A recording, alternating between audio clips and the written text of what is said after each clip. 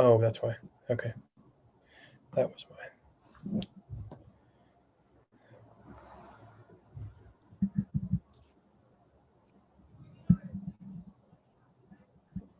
All right.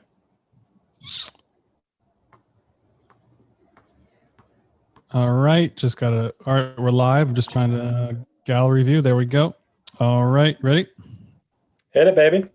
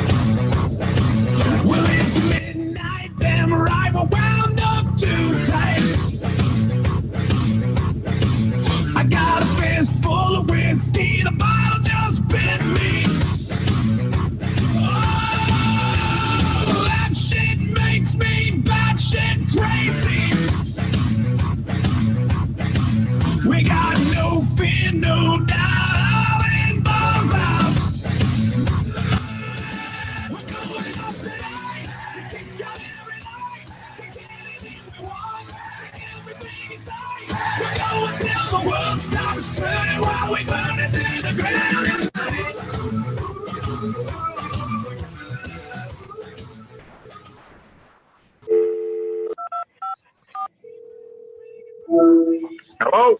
Oh, I got his ass now. You have to be fast in the track. I hate that guy. Drunk quick. Change the rest of your life.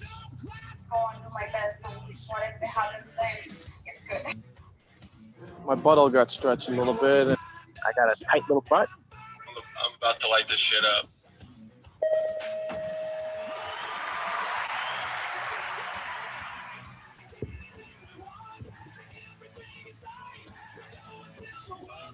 I love to hear it, T.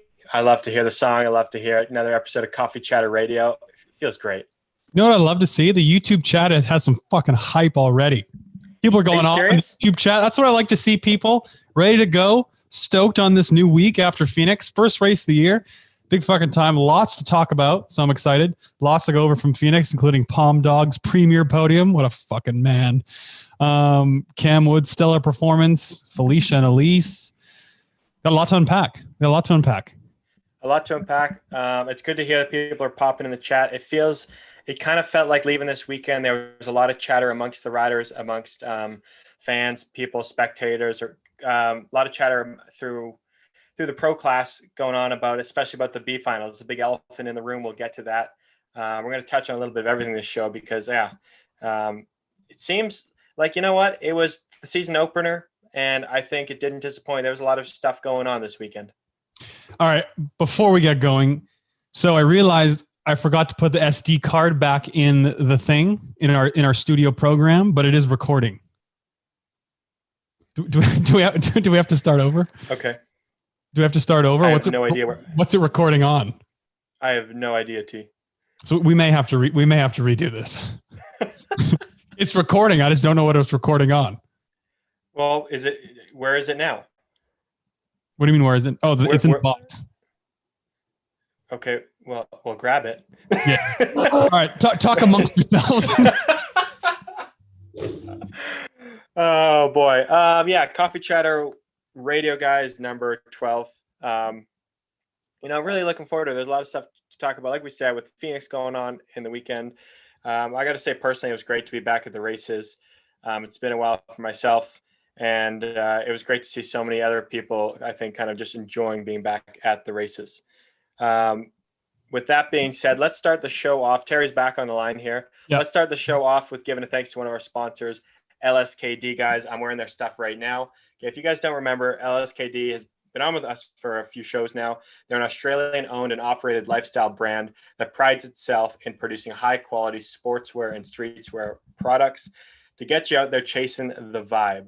You guys can all use the code CChatter10 to get 10% off and get your hands on the men's rep shorts. They're their, what would you call them? They're their athletic shorts that you can wear in the gym, out and about when it's nice warm weather.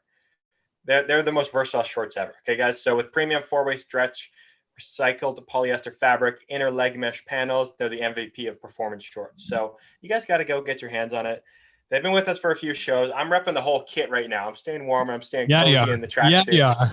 Feels so good. They, if you want to let some thigh out, those are the shorts. I mean, BMXers, you got big thighs, let them breathe. Let them out. Let people know. Let them know. You know what? We work hard for our quads and our muscles. You got to show them off a little bit. You got to show them off. And let me tell you, they feel excellent. When you're squatting in those bad boys, when you're moving around, you feel like you're wearing nothing.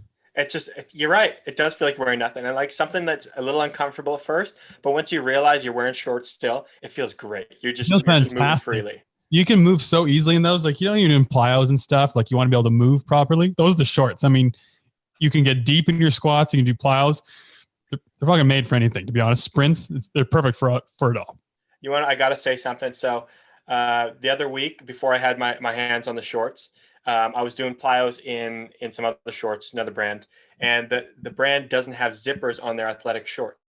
And I was doing plyos, and one of the jumps, I freaking caught my thumb on the way up on the pocket. And that's brutal. Spraying the hell out of my thumb. I haven't been able to hook grip. Like it's still sore, and it sounds like the most lame thing ever. But you know what? That's why I need to get into those rep shorts like I've been wearing now, because I can zip those pockets up. I don't have to worry about my thumb catching on it. Sounds stupid, but hey, it was painful. No, that's a legitimate issue with shorts. It's a legitimate issue with plyos. Oh, we lost James. How does this happen every time? You know, it wouldn't be a coffee chat or show if we didn't have one of us, one of our Wi-Fi is going out. So don't worry, fans. He'll be in here soon. But seriously, if you haven't got your stuff on some LSKD stuff, go on the website, check it out. See Chatter10 for the code for 10% off. When James comes back in, we'll get into some chat with about Phoenix. Oh, there he is. But I was just saying, we'll get into some Phoenix chat here in a bit about all that transpired. I guess big news, James. First of all, before we get into anything, congrats on your podium. Thanks, pal. I appreciate that. Yeah, first AA podium on the USA Movement Circuit, actually. Huge. Wait. Fucking huge. Wait. I'm waiting. Wait. There it is. There it is. I appreciate that. Thanks, pal. Big. It's huge. Huge podium. Felt really good, especially, I mean, we talk about it, first race of the year. You kind of keep the expectations kind of somewhere else. I wasn't really expecting anything. I was going into the race just to have some fun, kind of turn some laps. It's been a while. I haven't raced for 9 months, I think it is now. So it's been a while. So I was just kind of there just to throw some laps in, enjoy racing with everybody. And somehow when you do that, you race well. And I was able to put it on the box, which was cool. Yeah, no doubt. First of all, first race of the year, Phoenix, do this huge fucking podium. I was yelling at my iPad. Super cool. So cool.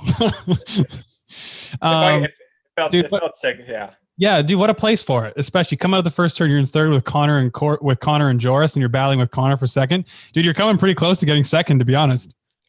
Yeah, I got some stuff to tell about the whole day, but I felt like I was really, like, I was riding the track really well that day. I was making moves. And so when I came out of the turn, all of a sudden I got underneath everyone, all the big ball up there. Was like right beside Connor. I was like, I still felt like I could have passed him somewhere on the track.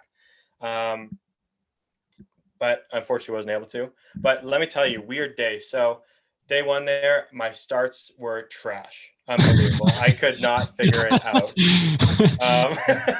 You put in the Ocho in the main, that brought a tear to my eye. Yeah.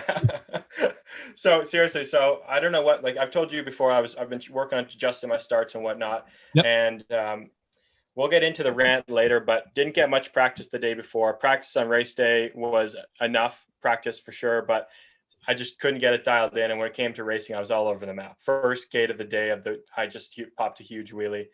Unbelievable. It wasn't even in the mix. So well, it happens though. Like, especially, sorry to interrupt, but I was going to say, add to that, like the first race of the year, you've trained for so long. You personally haven't raced for fucking ever. I mean, it's so normal to have a bit of rust and, lacking a bit of timing in that last little bit.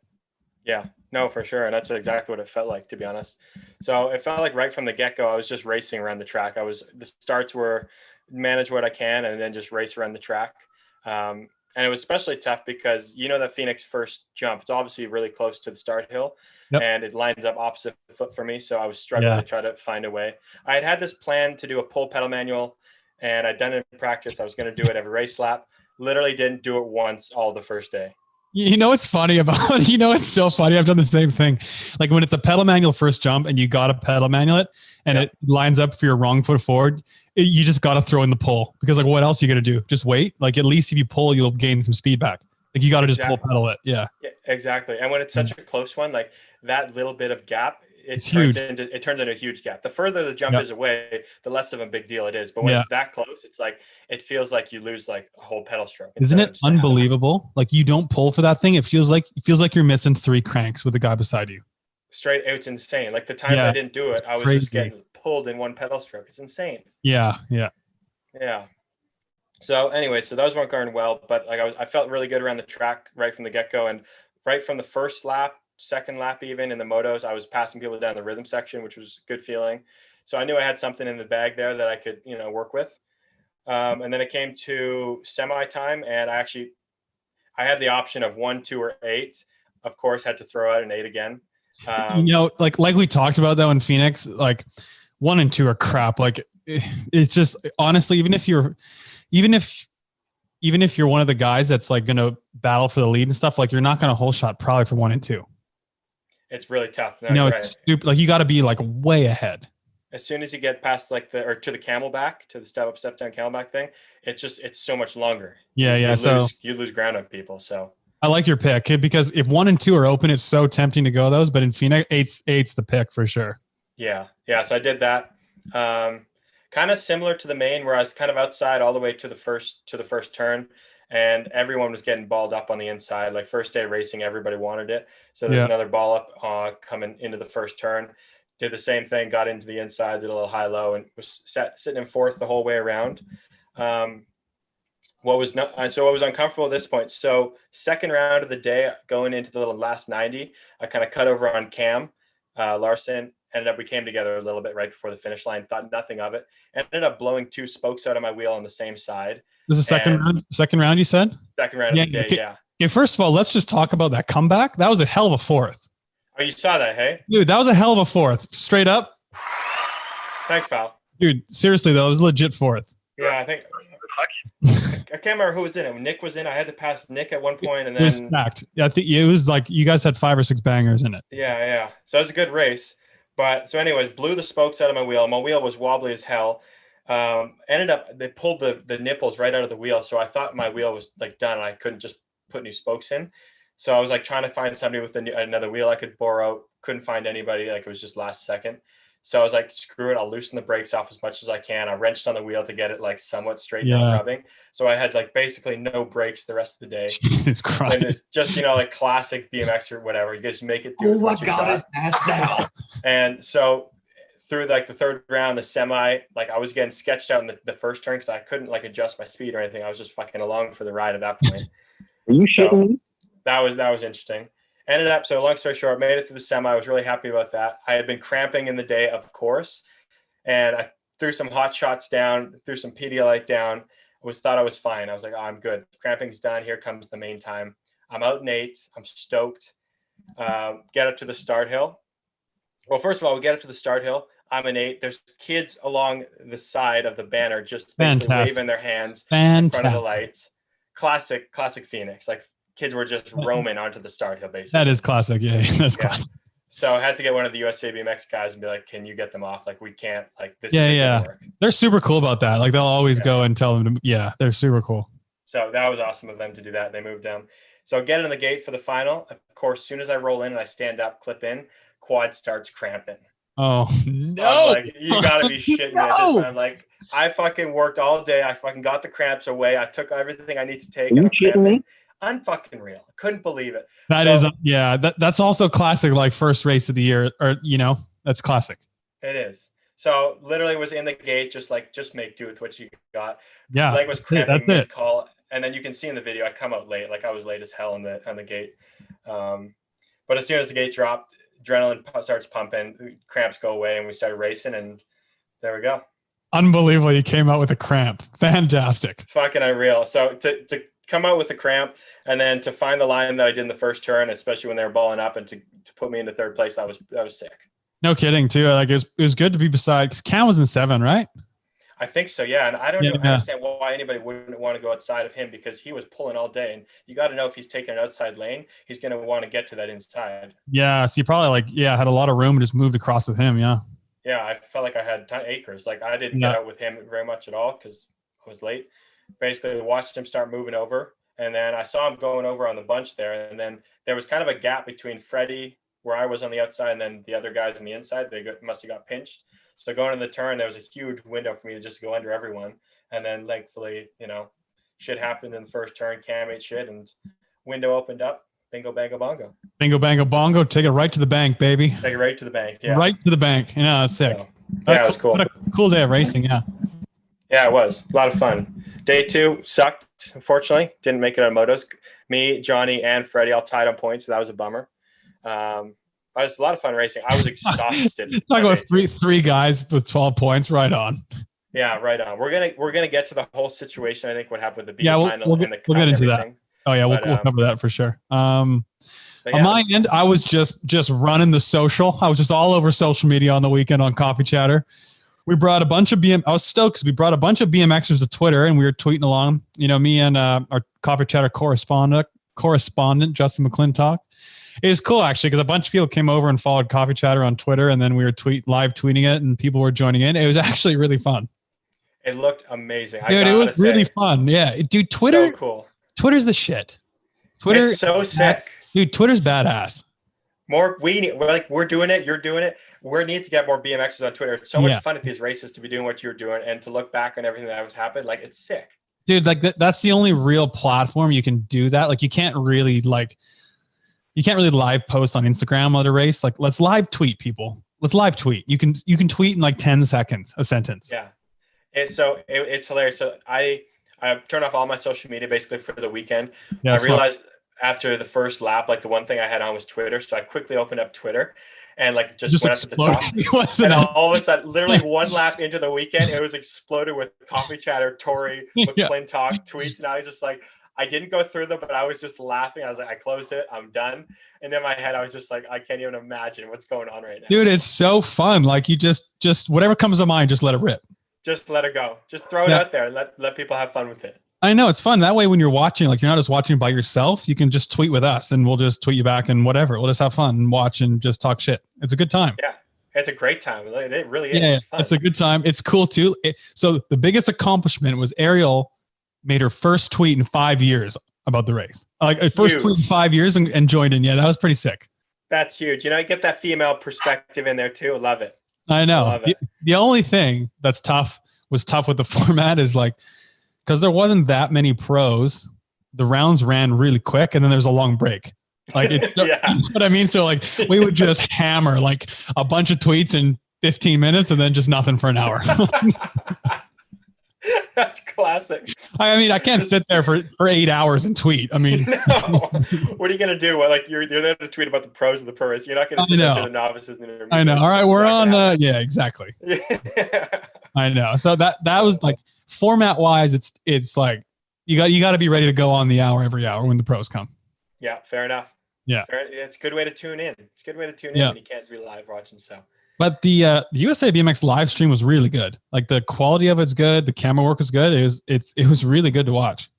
That's really awesome to hear. You never know, never know going into the season, into the race, like what they have planned. So I had some people ask me, like my parents being one of them, I think, if there was going to be live feed or whatnot. Actually, did they ask me? Anyways, and you never know, but they clearly did. Like, I saw it all on Facebook and whatnot. Really good job. Yeah. So good job, USA BMX. I think all the races are like that, which I don't know if they all be, but I hope so. I mean, it's really easy to follow. And yeah, it's really good to watch. Like I said, the camera work was good and the quality was good. So it was cool to follow. I enjoyed it. I love the fact that you said and tweeted that Coffee Chatter one lap into the weekend was already made public. Oh my God, literally first lap of the weekend. You're going into the 1, 2, 3rd corner and they announced Coffee Chatter. Fantastic. That's what I'm talking about. That's what I'm talking about. I love it. That's great. Oh, it's epic. Yeah, it's cool. Super cool. Because you must have been the first lap of the weekend. Yeah, I was. Yeah, and they did the pros first on the day too. So why did the men go first on? Yeah, why did you go first in motos, then second in the main, or like last? So I think what happened was they had just written the motos with the guys first, not really knowing why. And then the stagers and the people at us they're just reading the lists off, so they see the males first, so they just ran us first. So that's ended up what happening. So then on day 2, they made sure just to write the motos the other way around, so that when the stagers and people saw what the list was, they just knew to run the guys last like they always do. So it's just a little error. Yeah. Want to hear a fun fact about that? At the Olympics, they're running men first and women second. You know why? Equal pay. No, it's not. It's actually it's actually because of Mariana, because she gets all the views. I heard it's because of Mariana. Yeah, because apparently, like, I think BMX it got a really good audience, like on TV and stuff. But because Mariana is so fucking big that apparently, like, a lot of, like, a big portion of the people watched her final and then turned it off for the men's final, like, especially, like, obviously South America and stuff. So, like, that's why they're literally putting the women second, because then they're thinking, well, if the men go first, then all the people who want to see Mariana will keep watching. How insane is that? Like, to be that big of a star that you have, like, that's the impact. You're literally changing the sport. You're changing a part of our sport because you're that big of a superstar. Yeah, she's the most influential person in our sport. Not even close. That's insane. Okay, yeah. Can I bring up the bad part? Okay. What happens if she didn't make the final? Can you imagine? There's like, all commissaires the line. We gotta reschedule the main.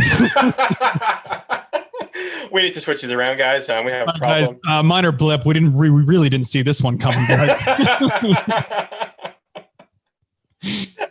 Yeah, this wasn't covered in the 2-year briefs we had. No. We didn't cover this, guys. What do we do now? Guys, this is uncharted territory. What the fuck do we do now? We get the mains in 10 minutes. Oh, that would be something, wouldn't it? Oh, Mariana, yeah. That's so cool. That is really cool, and understandably so then, yeah.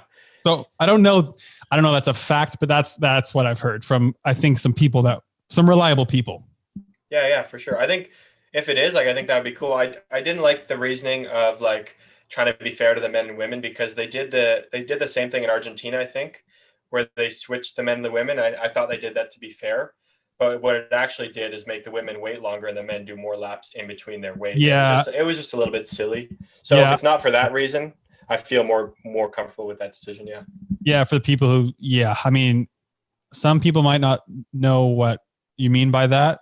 So what James means basically is because the men's do more laps, like, the guys have to go second, or else the guys have such quick turnarounds between the laps, the women get a long break, and doesn't really work out schedule wise.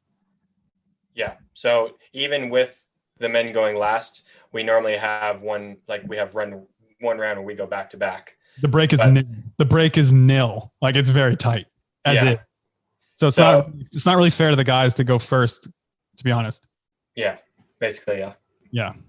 So yeah, that'll be interesting. I like that fact. So we're gonna roll with it. No, yeah, I heard from some people that I think would know for sure. Okay. So, and I guess it makes sense. Yeah, fair enough then. Yeah. But anyway, we're gonna stamp it because I think it's a cool fact. Regardless, yeah, it's just cool. Yeah. Like we do, we're just gonna claim it, roll with it, and let's see what happens. It's fine. Yeah. That's why they put the men second in Rio, because they knew, like, such a big portion of the world wanted to see me in the final that they had to keep the viewers on the TV throughout the whole program.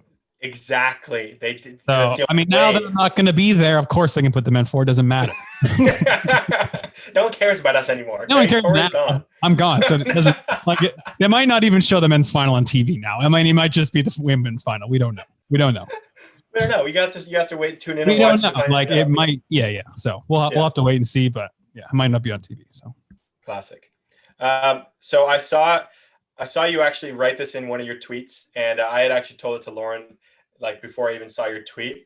But calling Phoenix the Desert Classic, we need to change the name to the Desert Classic. Yes. So I just started. I don't know how I thought of it. I think I was tweeting, and I just came to mind. I was like, that just makes perfect sense. The Desert Classic. How is it not the Desert Classic? I know. We were talking about, like, golf or something, and we were talking about races, and there was, like, the Winter Classic. I was talking to Tyler about the Winter Classic I don't know when this was, but that race.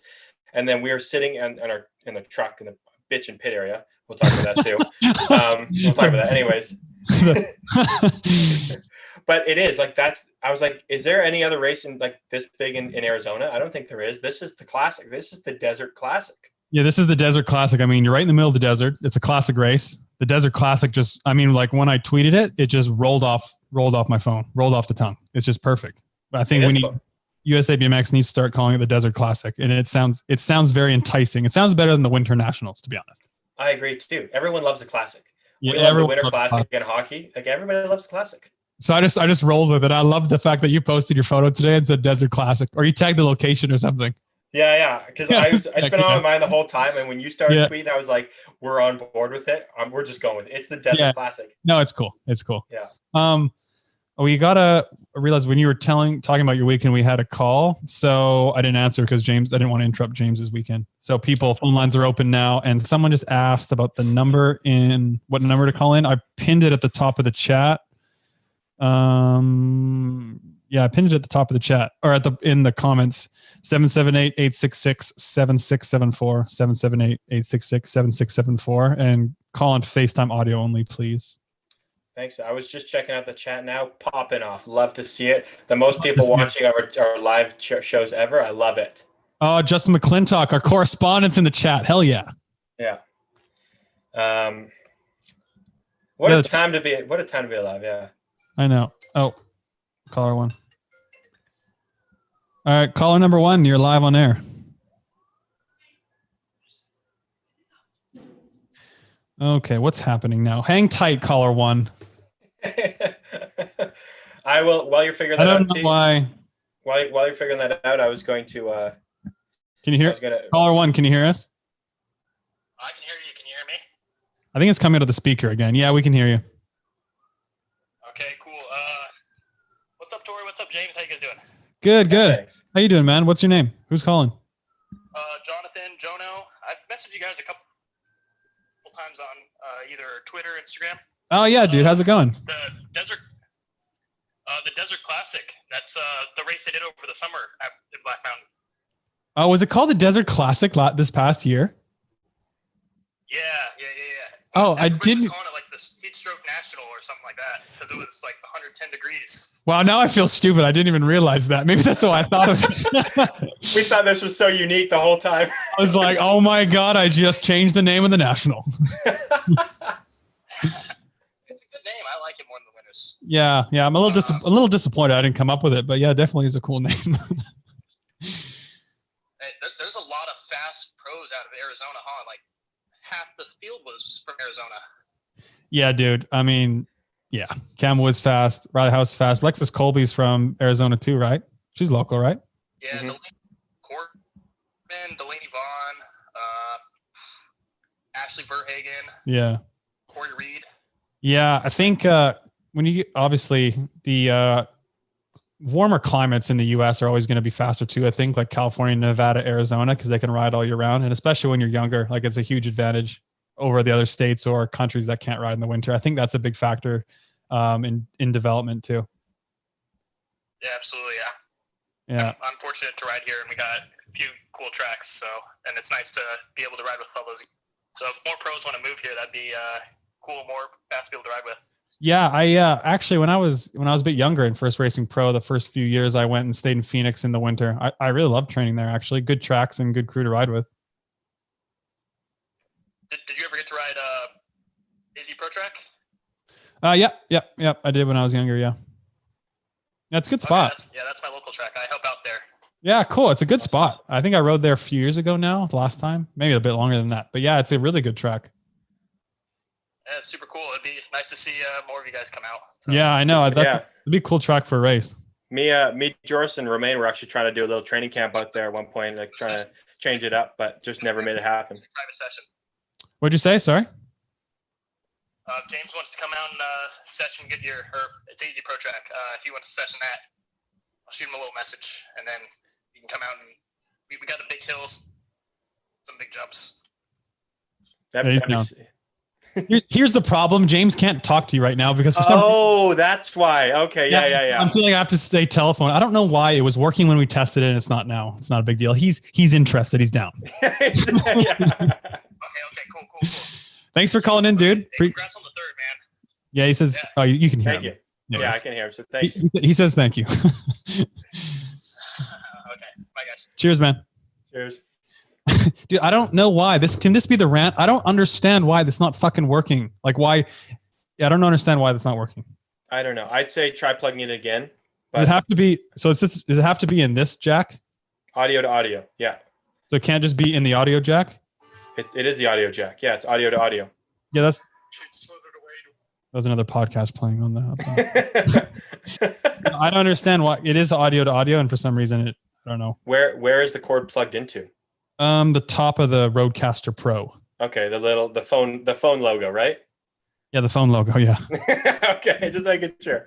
I don't know. I don't know that. Last week you couldn't hear the drops. Now you can hear the drops, and I don't know. That's crazy. And yeah, it's one of those things. Yeah, it's one of those things. What were we talking about again? We were talking about the Desert Classic being this race that we created, and that we now learned that we're not. It's a little. I kind of feel a bit dumb, to be honest, now, because it's probably going to be a lot of people listening thinking, "What an idiot! They just had it." It's called Here's the thing: it wasn't a pro race. I think the Desert Classic should be a pro race. I think we change it to the Winter Nationals being the Desert Classic. Yeah, I think it's a much better name than Desert Classic. Yeah, 100%. I think moving forward, we put this into action, and it just becomes what it is. So yeah, we'll get. There was a comment in the chat we can talk about later on, but it was with regards to Tim was asking, like, do I think Connor intentionally hit Cam in day number 1 main, or what happened there? I don't think so. It was pretty big racing incident, just coming together, both but battling for the lead. But yeah, I mean, they were just, they were both battling for the whole shot. If anything, Cam was coming over on Connor. Yeah. So I was thinking, yeah. I was actually thinking about that move today. So I think because Cam's so young and fast and was almost winning, I think he wanted to win so bad, but I think most other pros would have backed off a bit and settled for a second and tried to pass him around the track. Like settled for second into the corner and tried to pass him around the track. I feel like in amateur you do that more often because all that really counts is a win at nationals. And so like you kind of just go for the win and don't really give a shit. And I love the attitude, and he's going to win a lot of races. He's fast and wants to win so bad. But I think most other pros at that point in time would probably back off, be in second and try and pass around the track. And if not, settle for podium. Settle for a second, get on the podium, and make some money. I do agree too. Yeah. I think that there's just a little eagerness there, and understandable. He's young, going as fast as he ever have, and as we'll talk about, but it showed on day 2, like he was capable of winning. So he just wanted it probably a little more. He wanted it too much for the situation. Yeah, and I mean, obviously, like you're in the main there, and he's hauling ass and sees the first corner. Like, of course, he's going to go for it. Yeah, you're gonna try. Yeah, you just didn't realize that it wasn't the time and place kind of deal. Yeah, and I think you see that, like in general. I was thinking to you, I think you see that more in new pros coming up, because that's a very like mentality you have throughout your whole career. And then, not that should change when you're pro, because of course you should always win, especially when you're that fast. But I think at times it may be better to put it on the podium if you can. Mm-hmm. No, I think you're right too. It is that kind of like when you're young, eager, you're as fast as you ever have. You want to get it done right then and there, instead of maybe backing off just a little bit, taking a podium, or trying to get it later on. You're like, I need to do this now. Yeah, especially like, I mean, amateur, they don't pay money, but second in I don't know how much second was, but if it's like $1,000 or something, I mean, it's $1,000, you know? Yeah, it's pretty good. Yeah, as opposed to getting 8th and making like what, 200 or whatever. Yeah, not much at all. Yeah, like it's something to consider. And like I remember that I was the same way when I first turned pro. You don't really think about it because you never did. And I'm not saying you should go into racing thinking, okay, I'm in third, like let's just stay here because I want to make this much money. No. But you know what I mean? I get 100% what you're saying for sure. Yeah. Yeah. Like it's just something else to consider. Yeah. Yeah, no, I get that.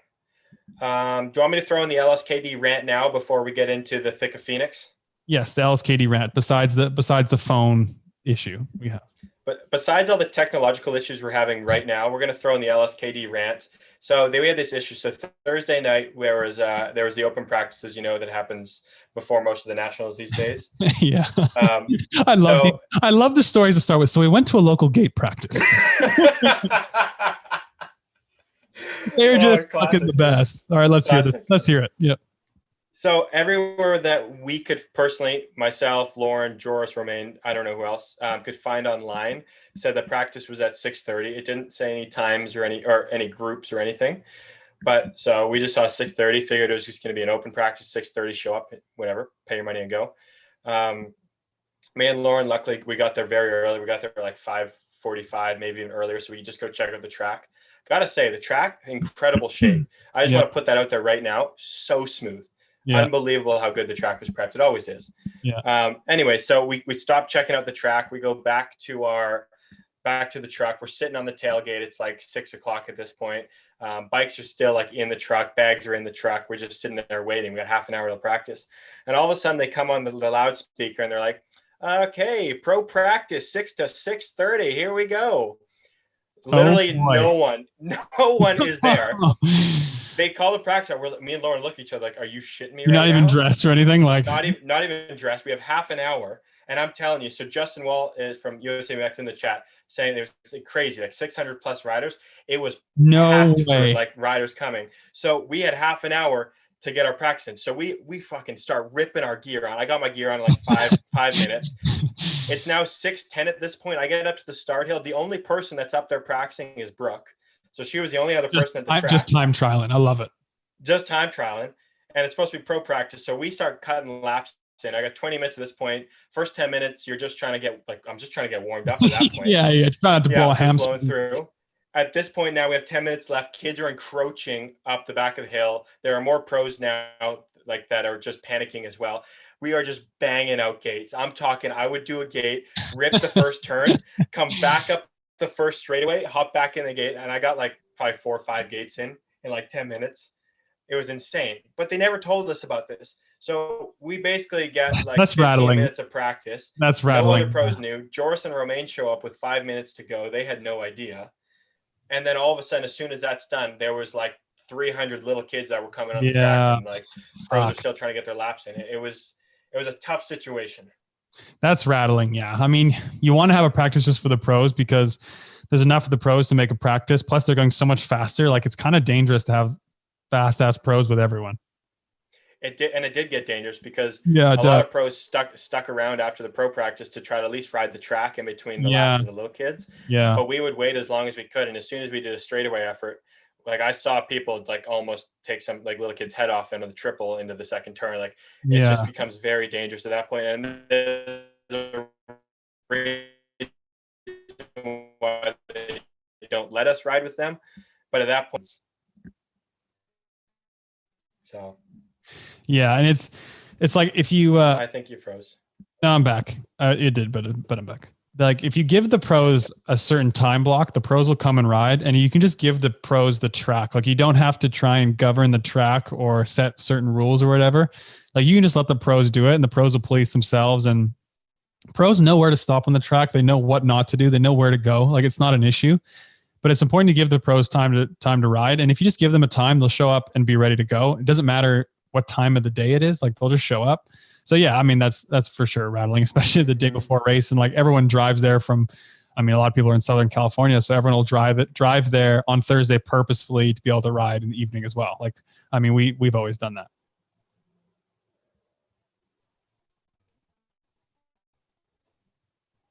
Yeah.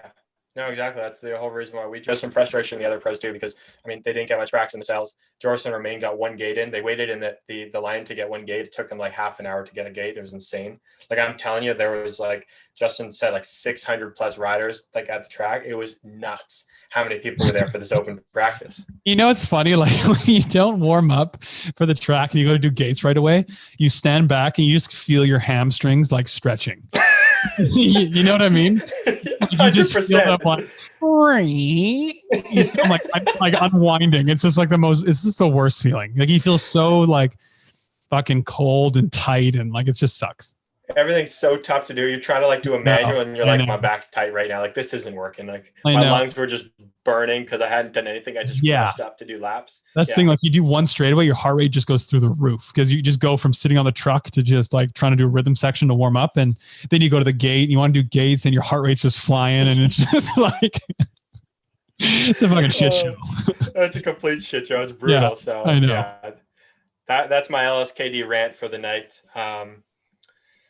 Yeah, there it is.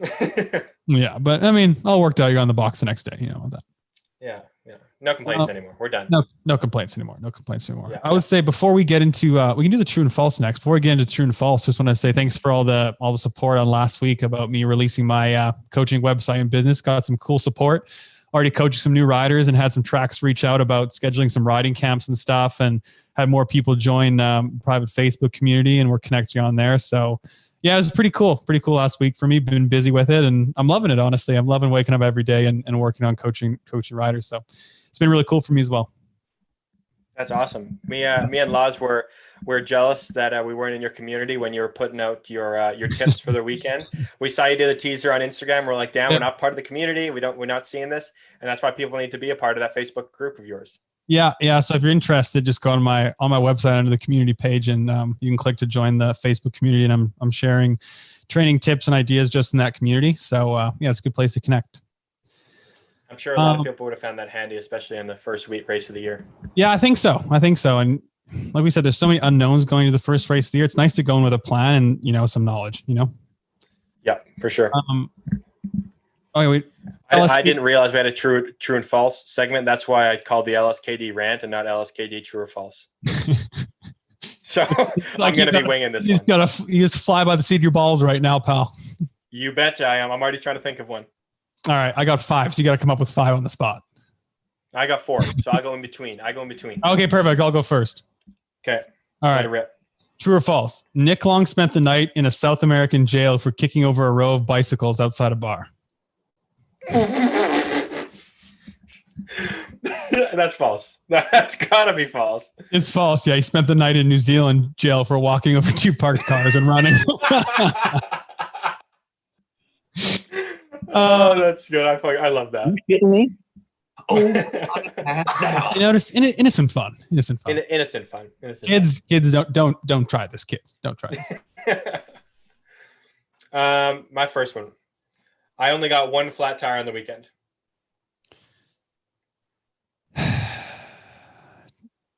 I love your straight face that you go with. Like you just false. You got none.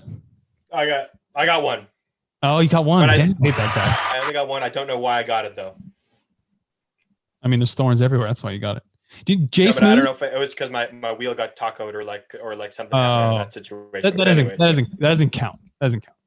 Yeah. Jay Smooth got only. I think Jay Smooth tweeted he tweeted like he got 1 or none. I think he might have said he got none. That's incredible. Yeah, that is. I mean, that's got to be a record. All right, true or false? Elise raced the lap in Frejus with her seat post all the way up in recovery position with her long seat post. Okay, that's straight up. I don't even have to take my time. That's false. There's no chance. It's true. It was actually her time trial. Yeah, like she actually did a lap with her long seat post. Like, are we talking like she wouldn't have had an extender. She just does the micro extender, like she had the long post long. No. At the time, she had the long seat post, like the long seat post. How does that happen? In her time trial, I don't know. I don't know how you sit in the gate or like behind the gate. I don't know how you do that. How do you not realize that you what? I don't know. Can you? This is a story we need to get to the bottom of. If you accidentally, at what point do you think you realize? When I'm carrying my bike up the hill? Yeah. When I'm sitting like at the bottom of the hill? Like yeah. I think you could be so focused, you like warm up waiting at the bottom of the hill. Yeah. But even as soon as you go to pick your bike up, I feel like you can tell there's a difference in weight. Yeah, and I mean you just see the fucking lumberjack post. But I guess even at the bottom of the hill, like you'd be sitting down, like you'd probably just like automatically muscle memory realize that you got your long seat post. I mean, it's pretty drastic change or drastic difference. Yeah, I know. Yeah. Oh shit, it's my turn, hey? Yeah. Take your time, pal. Take your time. Oh, take my time. Okay. I got one actually. You didn't see it in the live stream, but I blasted somebody over the first turn. No way. False. Yeah, it's false. That's a good one. That's a good one, actually. Yeah, that's a good one. I did tell Laz before the weekend, I was like, in classic Phoenix fashion, I either want to put somebody over the first turn or I want to be sent over the first turn. That sounds believable. That could happen because the turn's tight and whatever. And like I didn't see all the motos, so I almost guessed true. Yep, fair. True or false? Ariel taped her hand to the handlebars to race the Pan Am Games. Oh, I feel like there's something to this, and I'm just gonna. Ariel's a badass. If she needed to do it, she would do it. I'm gonna go say true. It is true. She's a fucking legend. That's awesome. Yeah. Strap it on there, coach. I'm good to go. Yeah, she had let me have a crack. She had a blown out thumb ligament, so she had literally did that. Yeah. What a like Ariel's a badass. That's sick. They don't make him like Ariel anymore. They don't make him like they used to, T. They don't make him like they used to, you know. No. Classic. Third one from me. In practice on Saturday morning, I almost put myself over the 90 turn. The last one? Yeah. True. Yeah, that was true. That was true. Next one. Literally. What was my in and out order on the way home? All right, well, that'll be my next true or false. But yeah, anyways. That one actually, like going over the last turn, I could see that happening because it's pretty flat and you go in hot. I was doing a hot rhythm section and was trying to like kind of cut the turn, find the limit, and then ended up drifting. And then I was like, oh, straighten out. And I almost went into the finish line. Fucking. I could see that happening. Yeah. I did some sick drifts in turn 2 too. Just throwing it out there. Anyways, go on. We need the Tokyo drift thing on here. Oh, that'd be sick. Yeah, we're gonna have to get the Tokyo drift because I'm telling you, turn 2. When I passed Cam in day 2 in one of my motos, I was drifting under him. I felt scared for us both. Yeah. So the last turn is slick as fuck, hey? Yeah, it is there. Yeah, it is. It's nerve-wracking. And anyways. I wonder if you know. You know what? Fast and the Furious is one of those shows. If any of them are on TV, I'm watching it. Like if you're going through if you're your face, like, I mean, what else would you do? I mean, you're not gonna not. Dude, they're so corny. I love the Fast and Furious movies. They're so good. There is nothing like a good Dominic Toretto just like jumping through the air on a highway at full speed, catching his woman. Dude, it's so good. First into a windshield and just walking away from it. His pockets ain't empty, cuz.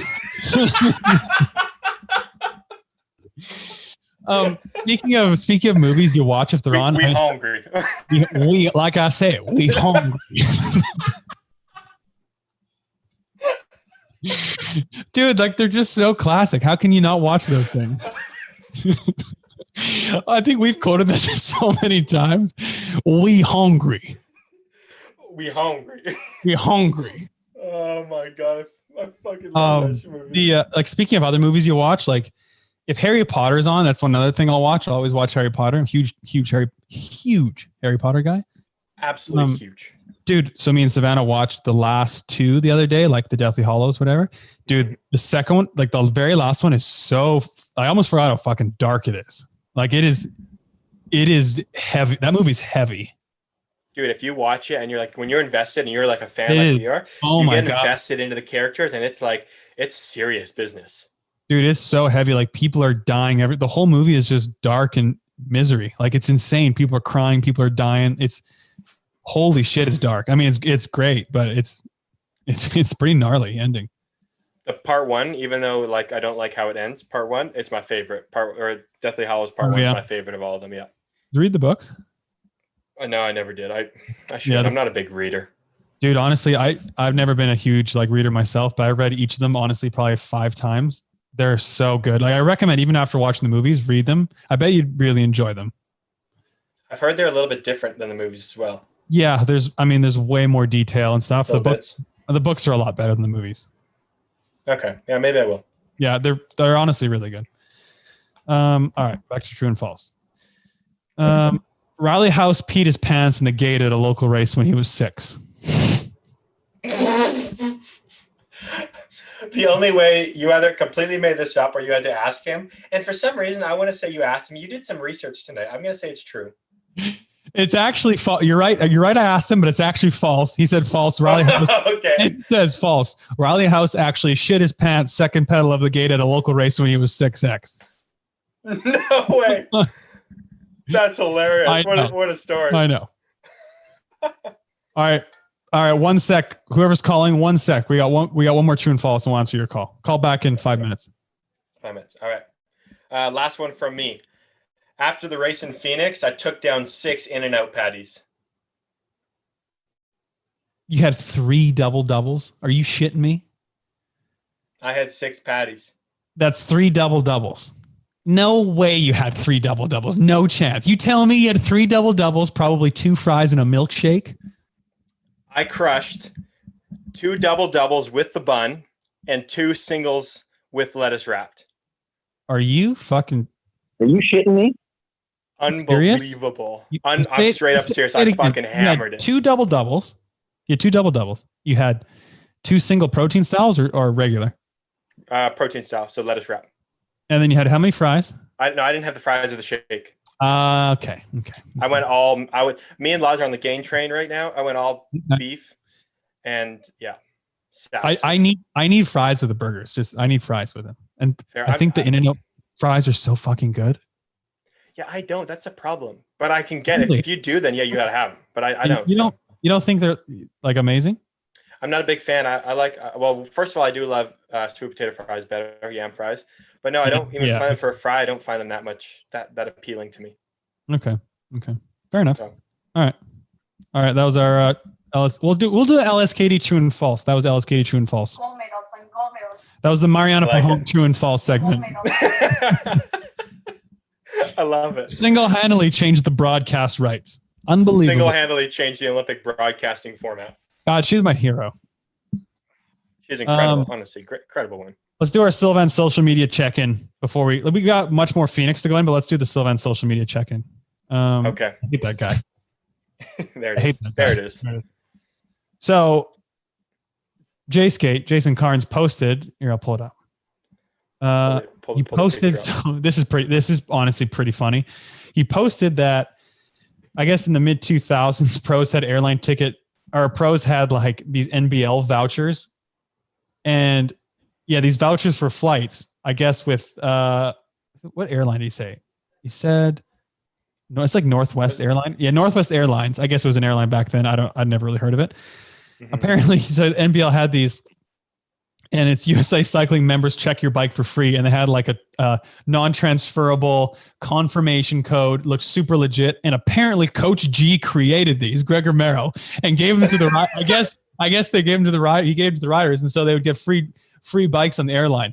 How unbelievable is that? You know what, Coach G? Round of applause, because that's incredible. That's fucking. You have to be fucking the fuck. All the above. That's amazing. I can't believe those things would work. No way that you think that works now. I think no way that works in 2021.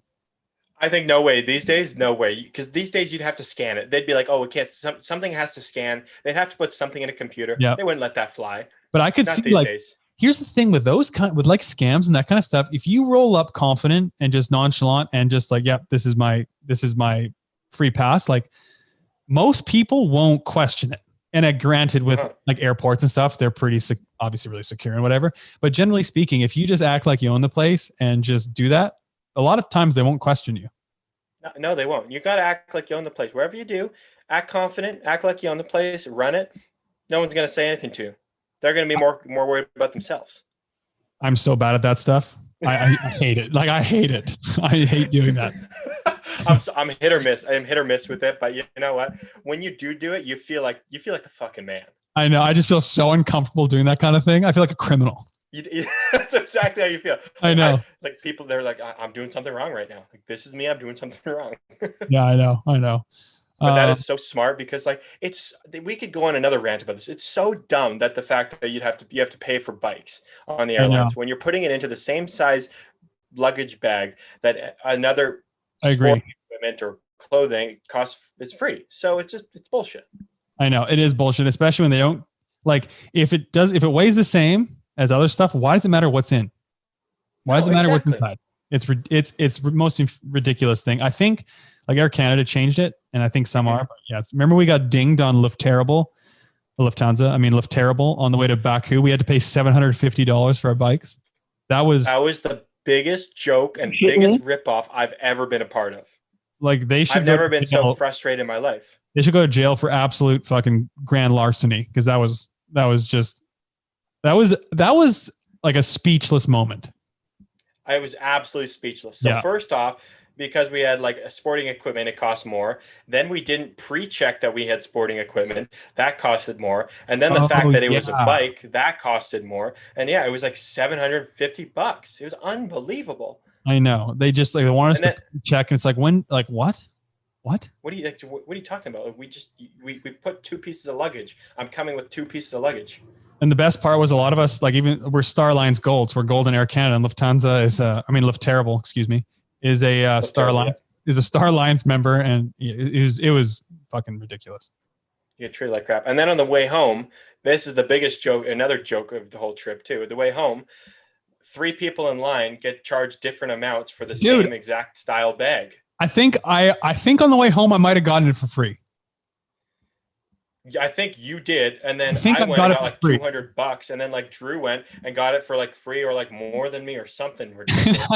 I had 2 bikes and a gear bag, and mine was free, and I was like, no fucking way. And I'm just like walking away from the check-in counter, like, quick, get the bag, don't get the bags on. Let it go, run, go, walk. Probably like next person 200, next person like, oh fuck, we gotta start charging these people, dude. I swear, I don't like if we have any flight like agents, like, can you on here listening? Can you explain to us? I feel like they make up rules every time, and it's just okay. That was a mistake. My phone was resting on the keyboard anyway. I feel like they can do it like the same airline. It can be different each time. I don't understand. Like, I feel like they either don't know what they're doing half the time, or they just create some random rule, or just don't charge you. Like, I feel like sometimes they just don't feel like charging you, so they just don't. And other times they like follow exactly the rules, or just are super strict and make you. It's so weird. It's a joke. It is. It's never consistent. Yeah. It's always different. I know. Half the time the price is different too when they do decide and or don't decide. It's a joke. I know. Or I'll look on the website, it'll say this, and I'm like, oh, actually, that's like, no, it's this. And it's like, what? Yeah, and it's like, what ground do we have to stand? Yeah, what are you talking about? Like, I'm literally reading it online. I have it on my phone. Oh, sorry, sir, that's not valid. I don't know what website this is. We charge this. It's like, what are you talking? Are you pocketing my $155 you're charging me right now? I'm sorry, is this not the United.com website? Like, do you have another secret website that has this information? Like, hello? One time when me and Carnes were flying to Columbia from Austin, we were flying United, and I checked in my bags, and I didn't pay. I think like oversized was free, but then bikes did to pay, but they didn't ask, so I just didn't say anything, obviously. And so I didn't get charged. And they was one of those airlines when they had like the X-ray machine by the check-in counter. You know those types of airports? Oh yeah. So anyway, I got to put my bags through like the X-ray, and I put my bike bag through. And the person working for like I don't know if the person actually works for the airline there or not. But anyway, it's a different person. So they're like, oh, it's a bike. Did you tell them? And I was like, well, no, they didn't. No, I didn't. And they're like, oh, they're going to want to know. They walked over to the counter with the person and told them. And so I had to go back and pay for my bike. And I was like, are you fucking shitting me? You are this miserable in your life that you took the time what an asshole paddle on me. I don't know if they work for the airline or if they work for the airport. I don't know how it works. I don't remember. They don't. I don't think they work for the airline. Security. They don't work for the airline. Yeah. So they literally just tried to screw me. I was speechless. What a dickhead. That's brutal. Dude, I was speechless. I couldn't believe I wouldn't have gone with the guy. Like, that's unbelievable. Yeah, I wouldn't. Unbelievable. So obviously then I had to go and pay because they knew it was a bike, but they wouldn't have known. They couldn't see me check. They couldn't see the bag. The person literally walked over, and that's the only time I've had that, and it was unbelievable. That's absurd. It is absolutely absurd. It is, but yeah. Anyway. Yeah, and Christopher Anderson in the chat was like, put it in a golf bag and then put a golf club in it. Trust me, bro, we've done it. Yeah, we've done it all, and we always, first of all, we have time. First of all, we travel with them, but I'd always put it in there, and then just be like, oh, I got a golf club. Yeah, we travel with our wedge. Sir, it's a bike. Yeah, we travel with our wedge. The classic line to always say to them is once they're like, sir, is this a bike? And you're like, no, and they start questioning, you'd be like, okay, well, you take it out and ride it and tell me it's a bike. Yeah, like, you put this sumbitch together, then you tell me what it is. You tell me, you come take that, you come ride it, and you tell me it's a bike. No, you're not going to do that. No, exactly. That could be a rant. Yeah, United, Lufthansa, you kind of both suck, to be honest. So. Yeah. Sweet. Thank God, like Star Alliance. I think it's all Star Alliance, or at least Air Canada and United. You can have free bikes or free sporting equipment now. Yeah. All right, want to get back to Phoenix? Let's get back to Phoenix. Let's do it. I think most people in the chat, most people listening to this podcast are waiting for us to talk about the big Phoenix news. All right, so elephant in the room. You wrote down the B finals. Yeah, we need to discuss this. So Saturday Sorry, go ahead. Yeah, I was just gonna say, I think a lot of people have been talking about this amongst themselves. This is what they want to know. People that weren't there seem to be very curious, I think, about the situation. So yeah. So Friday, dudes were just out for a lap for the boys. I mean, no one was trying. Yeah. They were just out for the lap for the boys. There was 8 guys, but half the riders didn't show up. Am I right? Yeah. So the situation was that from what I'm hearing, tell me if I'm wrong, is that people are getting upset that in the B final for the men, 4 guys out of the 8 possible riders showed up for the B final, and they didn't really go for broke. They basically were just riding around, having fun in the lap, kind of goofing around. Yeah.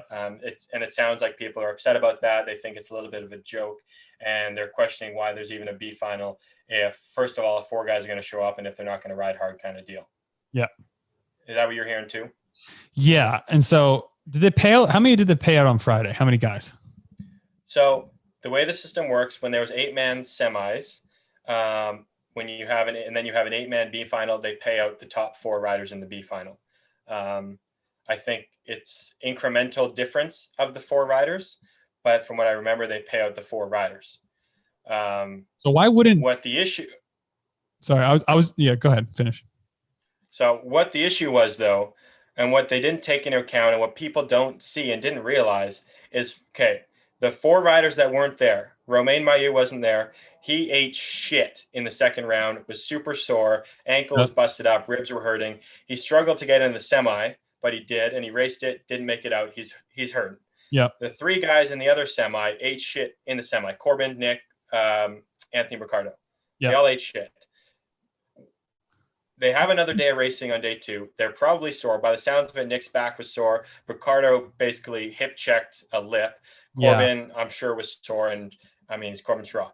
Yeah. There was no reason for those 4 to line up for the B final in the condition they were when they have another day of racing coming up the next day.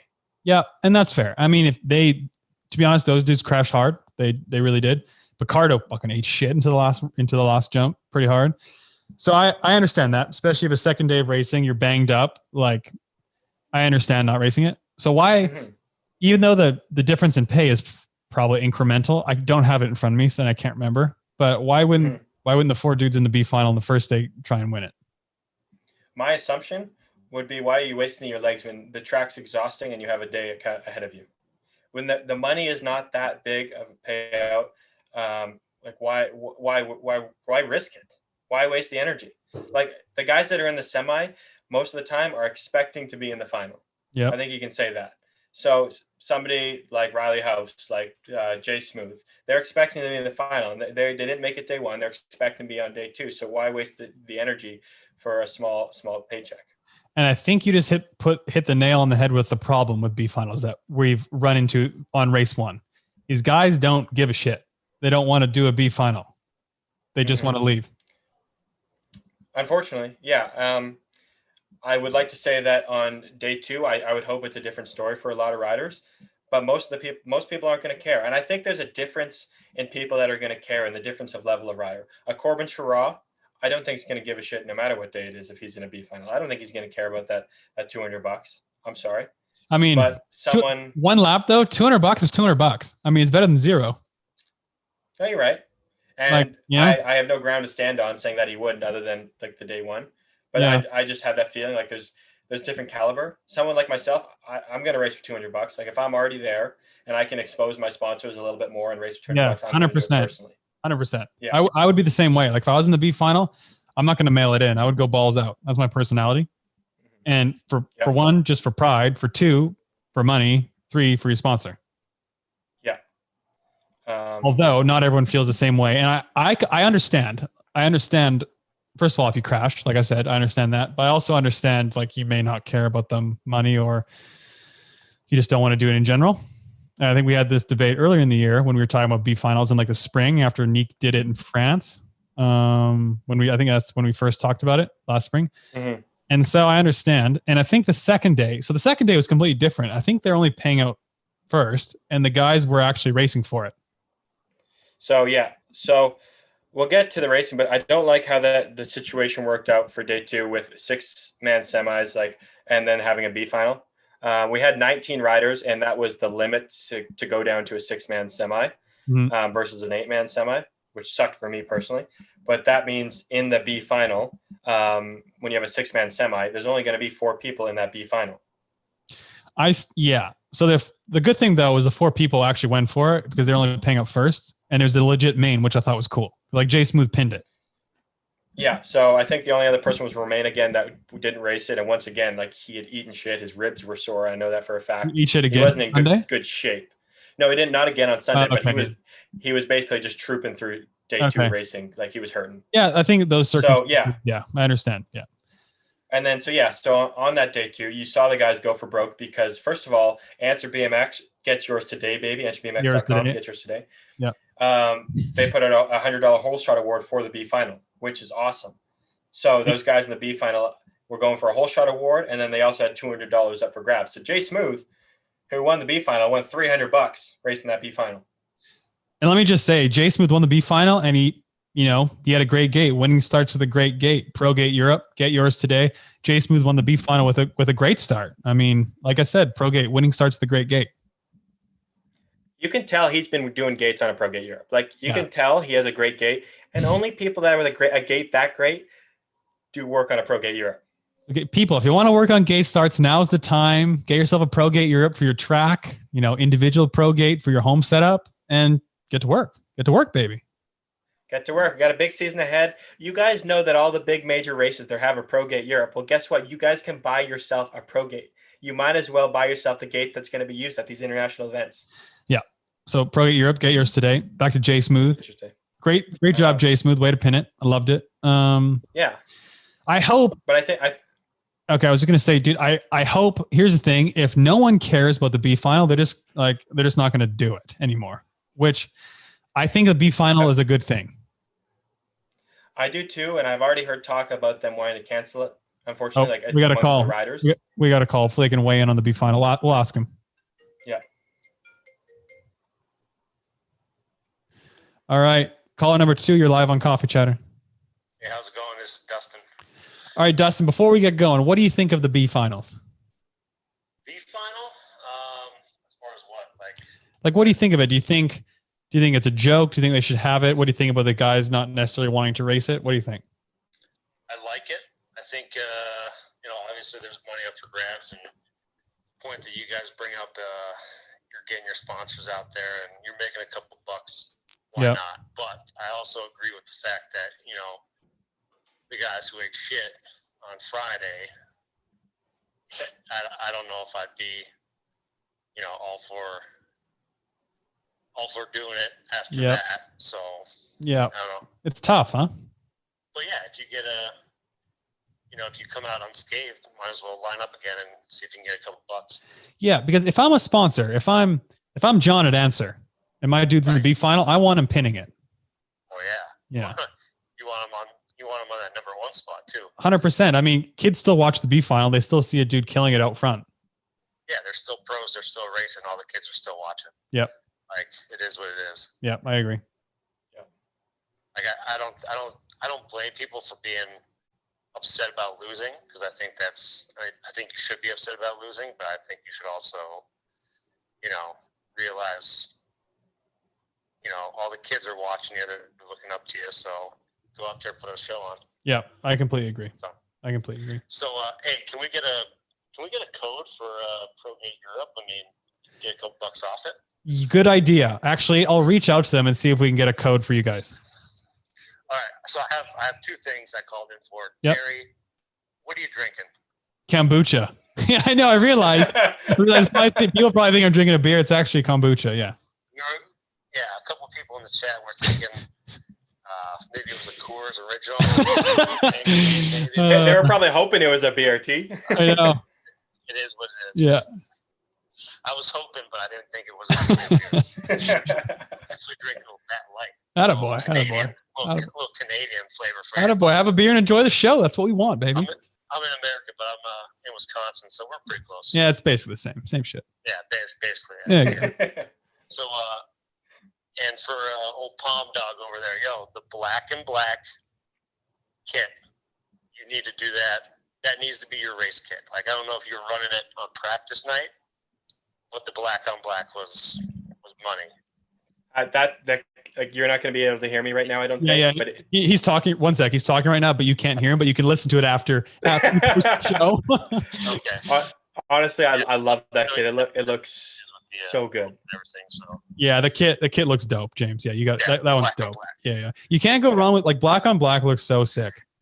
Yeah, not that I don't like the orange pumpkin version, but black on black. I agree. Run I agree. That one. I agree. Run that one for the big races. I agree. Just go stealthy. Yeah. So yeah. All right, man. Well, thanks That's for kind of all I got. thanks for calling in, dude. Yeah. All right. Later. See ya. Yeah, dude. The black on black. Here's what black on black sick. Here's what we're gonna do. We're gonna Bluetooth the phone to the Rodecaster Pro. All right, you do that, and I can say that. Yeah, that kit, it's so sick. The black on black. The reason why I don't wear it, it's actually the Canadian Claiborne team kit. So I'm not. I don't race in that kit. I race in the factory Claiborne kit, which is the blue and orange. Ah, okay. And it doesn't actually have the sleeve, which I like to rep too, because I didn't have it for a long time when you were racing T, and now that I have it, I love to wear it. Yeah. Oh yeah. But I freaking love it. Yeah. Dude, it looks good. Like So it looks really. I love wearing the. Yeah. So every time I can wear that dark kit and wear, especially with the white helmet and the white gloves or like the blue shoes, it just pops. So I'm a big fan of it. I was just kind of mumbling under my breath because I was quickly switching back to the show thing, and you said that, and I was like, "Oh yeah." Yeah, it looks good on you. Really good on your jersey. Yeah, thanks. All right, you're live. Can you hear us? Are you connected to Bluetooth? Why? One sec, person. Oh, Yeah, hello? the Bluetooth thing wasn't up, was it? It is now. I don't understand. Can you hear us? Oh, one sec. Can you hear us now? Can you hear us? Call it Chatter 3. Yeah, I can hear you. I can hear you. Oh, it's Mitchie, and we got you on Bluetooth. I fucking nailed it. What's going on, boys? Applause for me for figuring it out. How's it going, buddy? Yeah, all right, bro. Just chilling in the sunshine at the moment. Just got home from gym, you know. Dude, you sent me the video of your Airbnb. Where are, dude? You looks like you're in Justin Bieber's like mansion or something. Oh yeah, I was only there for 3 nights, but we're back at home now, so just chilling. Dude, it's sick. Where were you? So I was an hour from Shepparton. It's a little town called Echuca. Yep. So yeah, just wanted to see how it was up there, and it was pretty bloody good. It was nice weather and all that. So yeah. Yeah, sick. Did you watch Phoenix, or did you catch any of the racing or anything? I watched James Main, and fuck, he ripped one off. Oh, dude, how fucking sick was that? My man, Mitchie, my man. I was screaming. Mum ended up telling me to shut up because I was like, "Go, James!" And Mum's like, "What are you screaming for?" I'm like, "Palmer's in first." Yeah, it was pretty dope, eh? Yeah, That was sick. Yeah. The truck. Yeah. Mitchie? On another note, what do you think? What do you think about the BMAs? Oh, okay. I don't really think of it in America. Yeah. Because over here we don't have a B final for Superclass. Yep. So I'm not a big fan of it for the pros. But because we don't have money for the B final for Superclass over here. Yep. So just hearing about it and stuff, I was like, this is a bit weird. Yeah. So yeah. Yeah, it's pros and cons for sure, huh? Yeah. Yeah. But guess who I'm seeing tonight, boys? Who? Jake. Good old Jake Stearns. He's racing tonight, so I'm going down to the track to my brother's filming him for an edit. So yeah. Oh, sick. I can't wait to see the edit. Jake's like his Instagram stuff is always dope. Like his videos and photos are always cool. Yeah, they're from my brother, actually. Oh, really? He's like a videographer or something? Yeah, he's a videographer and photo photographer. We got to do a chatter shoot, James. So cool. James, we got to do a chatter shoot. We got to do a shoot. Let's do a shoot, baby. We got Next time we're in Oz, we'll do a chatter shoot. Yeah, and guess what? We're thinking about coming over to Canada, the whole fam. Oh, no way. Where? We're thinking about Vancouver Yeah, cool. Yeah. for a bit. Yeah. So yeah, we'll have to hit you up and get James to come down to the track, and we'll he'll bring his camera over. Yeah, So, dude, sounds good. Yeah. Yeah, we both live here. Yeah. So yeah, dude, if you come over, yeah, we'll absolutely do that. Yeah, sweet. All right, bro. Thanks for calling in, buddy. Okay, boys. Now, all good. Have a good one. Chat soon. Later, Mitchie. Bye. Let's get to let's dive in a bit of Phoenix again. Fucking Cam Wood. Yeah. We gotta talk about Cam Wood. Holy shit, was he fast? Yeah. Holy shit, was he fast? As simple as that, he was fucking flying. Yeah, he was. Like, he was moving. I think we saw from last year, he had a good weekend there last year racing in Phoenix, and he was younger. Give him a whole other year. This is home track. Like, he came out swinging, and I think he came out as new person than when we saw him last in March. Personally, I saw him. Another caller. Quick call from Roger. Okay. Oh, what's up, Roger? Hello. Hello, what's up? How's it going, Roger? Good. I like just on the phone. It just says maybe Roger. All right, Roger. What's up, Roger? What do you think of Phoenix, Roger? See, this is what I was expecting out of Cam Wood at Grands. That's why I said Cam Wood was going to take the title. Dude, how fast is Cam? Seriously.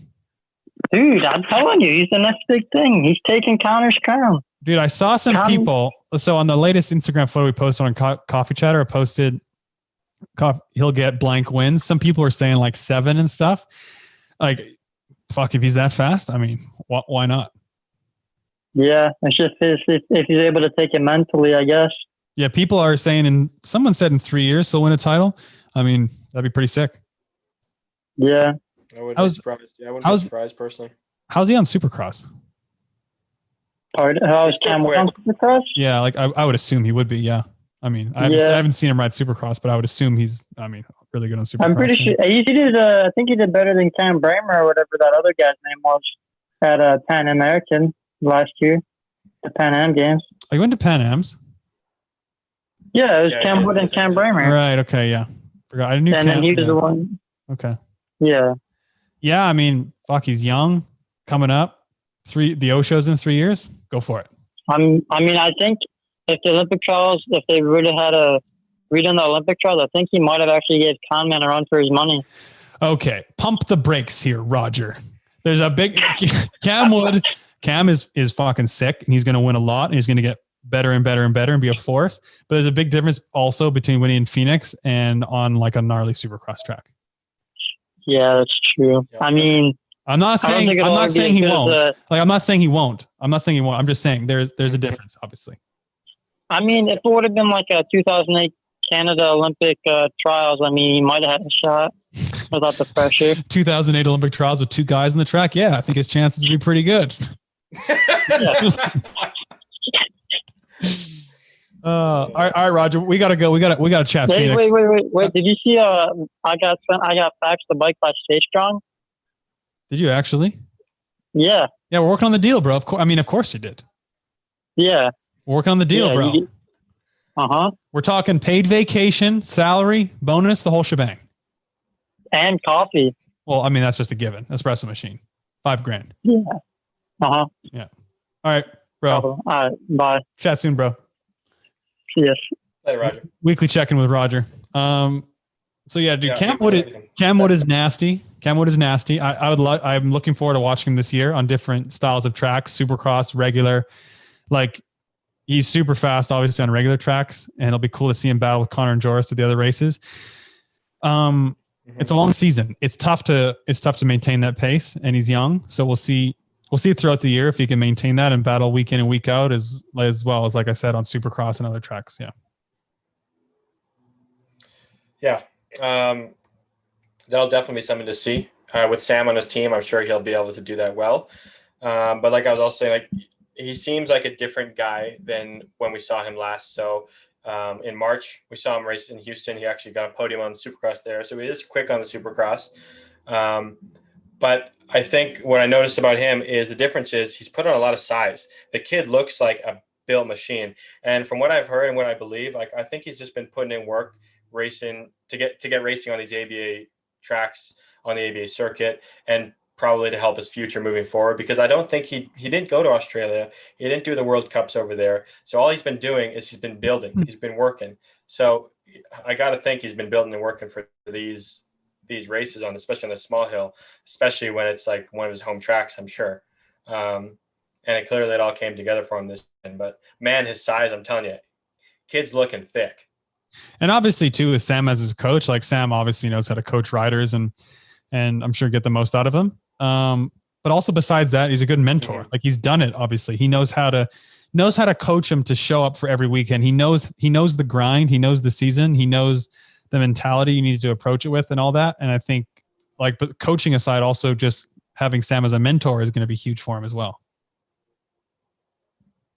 I 100% agree. When you have somebody like that on your side and somebody that believes in you, telling you things, like, it's just going to raise your confidence and your belief in him to then believe yourself even more. So I think you're right. That's definitely going to help him. Yeah. Yeah. So like I said, I'm excited to watch him. Yeah. I'm excited to watch him the rest of the year. It's honestly, it's been a while since I don't want to say a kid, but like a first year elite has come in and won like that. Like it's been a long time. Yeah. No, I think you're right. Like the last time it kind of happened, I want to say it was Nick in Europe. Yeah. But it hasn't really happened in US recently. And okay, I got to say, there's some similarities between Nick and him and their body structure type. Like I don't remember Nick as a young kid, but I know Nick now, and Nick's a big guy. He's a beefy dude, very strong. I noticed Cam very much the same, very big, very strong. You can tell in like his whole upper body and his helmet, and like, yeah, you can tell he's strong. So. Yep. Yeah. So it'll be cool. It'll be cool to see. It'll be fun to see. Hopefully he does keep it up and we can have a run going for this USA MX title between more than just the two people that have been doing it for the past 5 years. Yep. No doubt. On the other side of things, it was really cool to see Felicia win the first day. Answer S squared teammate. Get yours today. Get yours today. Rode great the first day. Yeah. How about that? What a way to show your new sponsor off on the very first day, winning the first race of the year. That was awesome. Really cool to see. What did she do the second day? Like, was she in the main? She was in the main. I'm not sure of what the situation would happen either in the first turn or down the first straight. I think she got pinched, she got battled, and either blew a foot and just ended up rolling the lap. I didn't get to see why though. It's kind of funny. Her and Elise were basically just first or last the whole weekend. Pretty much, yeah. Both days, yeah. Yeah. It's too bad we didn't really get to see them battle, but I'm sure the whole year we will. Yeah, it's true. But I think she definitely took what she was doing at the Grands and she took it right into the first race of the year, because we saw that first straight speed of the Grands and we clearly saw it here at the season opener. That's for sure. Yeah. That's cool to see. Yeah. That's cool to see. We already touched on it, but dude, the semi the first day with Corbin, Nick, and Shibby crashing, so unlucky. Like, how often do you see Corbin crashing on his own? Never. Freak accident. Sucks for all of them because Corbin is riding well, so is Nick, and so is Shibby, and they all deserve to be in the main. Yeah, they did. They definitely were, and they should have been. That was just one of those completely fluke accidents where he probably just got chilling, like the most random situation. The turn's a little bit dusty. That's what happens on those dirt turns. You get caught just like taking a little bit casual. The most fluke things can happen, unfortunately. Yeah, dude, Shibby is really impressive, dude. I think he's been really impressive, like at the Grands in here. He's legit. Mm-hmm. I agree too. Legit dude, like who can be in the main and on the right day can be up battling for the podium, and that's pretty sick. If you remember, I think it was a podcast with Tony Hoffman, and he was kind of. I think it was him that was saying that you're going to see these younger guys who really want it have really put in that time in the gym and wherever to make themselves stronger. Shibby's one of those guys too. I know I just said about Cam, but Shibby is a bigger kid than the last time I saw him. He's put on size. He looks a lot stronger, and it's been showing on the track. I love the fact that we have really legit young pros coming up in men and women. Like you look at the men, you got Shibby, you got Cam Wood, obviously, you got House. Like those are 3 legit dudes. Cam Larson as well. Like those are 4 legit dudes. Straight up, yeah. They're all fast. They're all capable of being in the final, being on the podium. Like it makes racing so exciting. Like I think, like I know we've had it in the past where a bunch of Euros come in and like it's very much up for grabs, but not a lot of the time has it been like the core group of the US guys that make the battle happen. And that's happening right now, I think, which is really fun.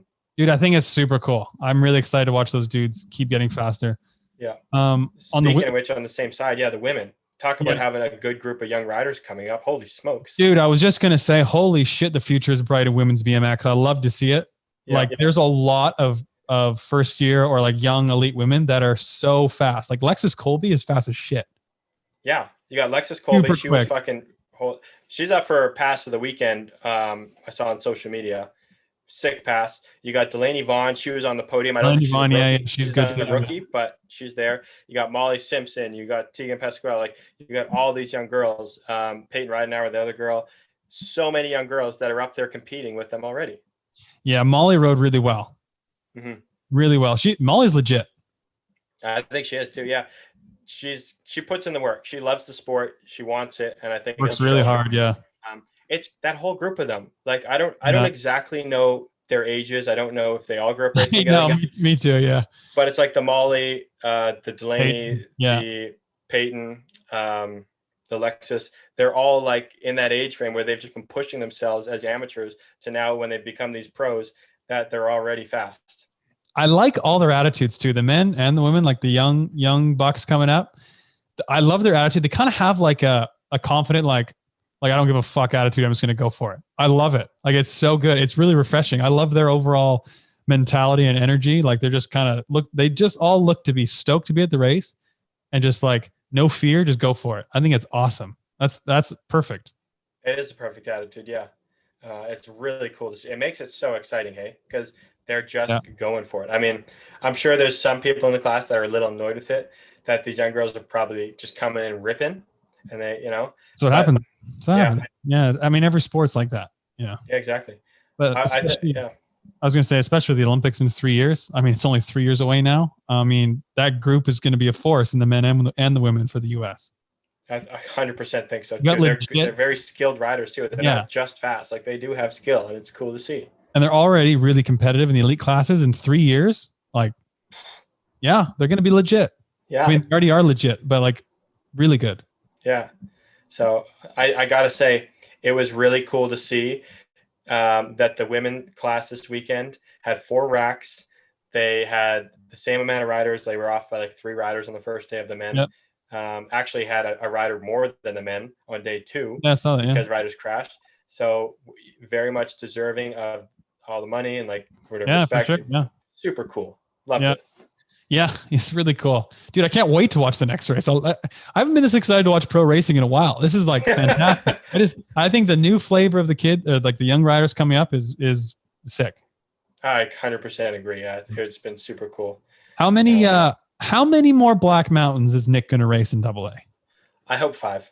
Like we're legit talking about it. How many do you think Nick's going to go to? More. He says he has no sight of retirement in sight, which is the attitude we all want to hear. But I don't know how many. 5. I could see him racing 5 more years of AA.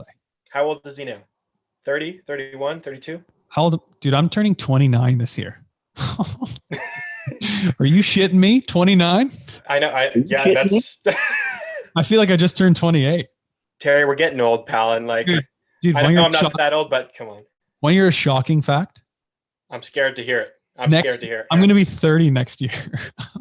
Why do you got to say that? Why do you got to say that? That is a shocking stat. You still look and sound like, I feel like you're 26 and I'm 24. Dude, I still feel like, I feel like I'm like 25, 26. Like I already told you, like I'm a 2-year late bloomer. I'm a 2-year late bloomer. So I'm actually 24. I'm not 26, but that makes you 26 in my books. Dude, I feel like I'm 25, 26. Like I'm like 26. You seem like that's a good age for you. I think that was a great age. That's a good age for me. 26 is like a good age for Tori. Like I should be 26 right now. I think you should. I'm like a 23, 24. I know. Yeah, so I agree. Let's just backtrack a little. Let's scratch these numbers out. The big 3-0 next year. That is a shocking. that's a shocking stat. But anyway, if I turn 29 this year, I'm 28 right now, so Nick's 31. So I turn 29. He turns 32 this year in November. I give him another four years of Phoenix. So he's 36 racing AA. That's fucking badass. That'd be sick, wouldn't it? That's so sick, yeah. That'd be so sick. We got to give him a shout out. He was killing it this weekend. Yeah, dude, he rode well. He rode really well.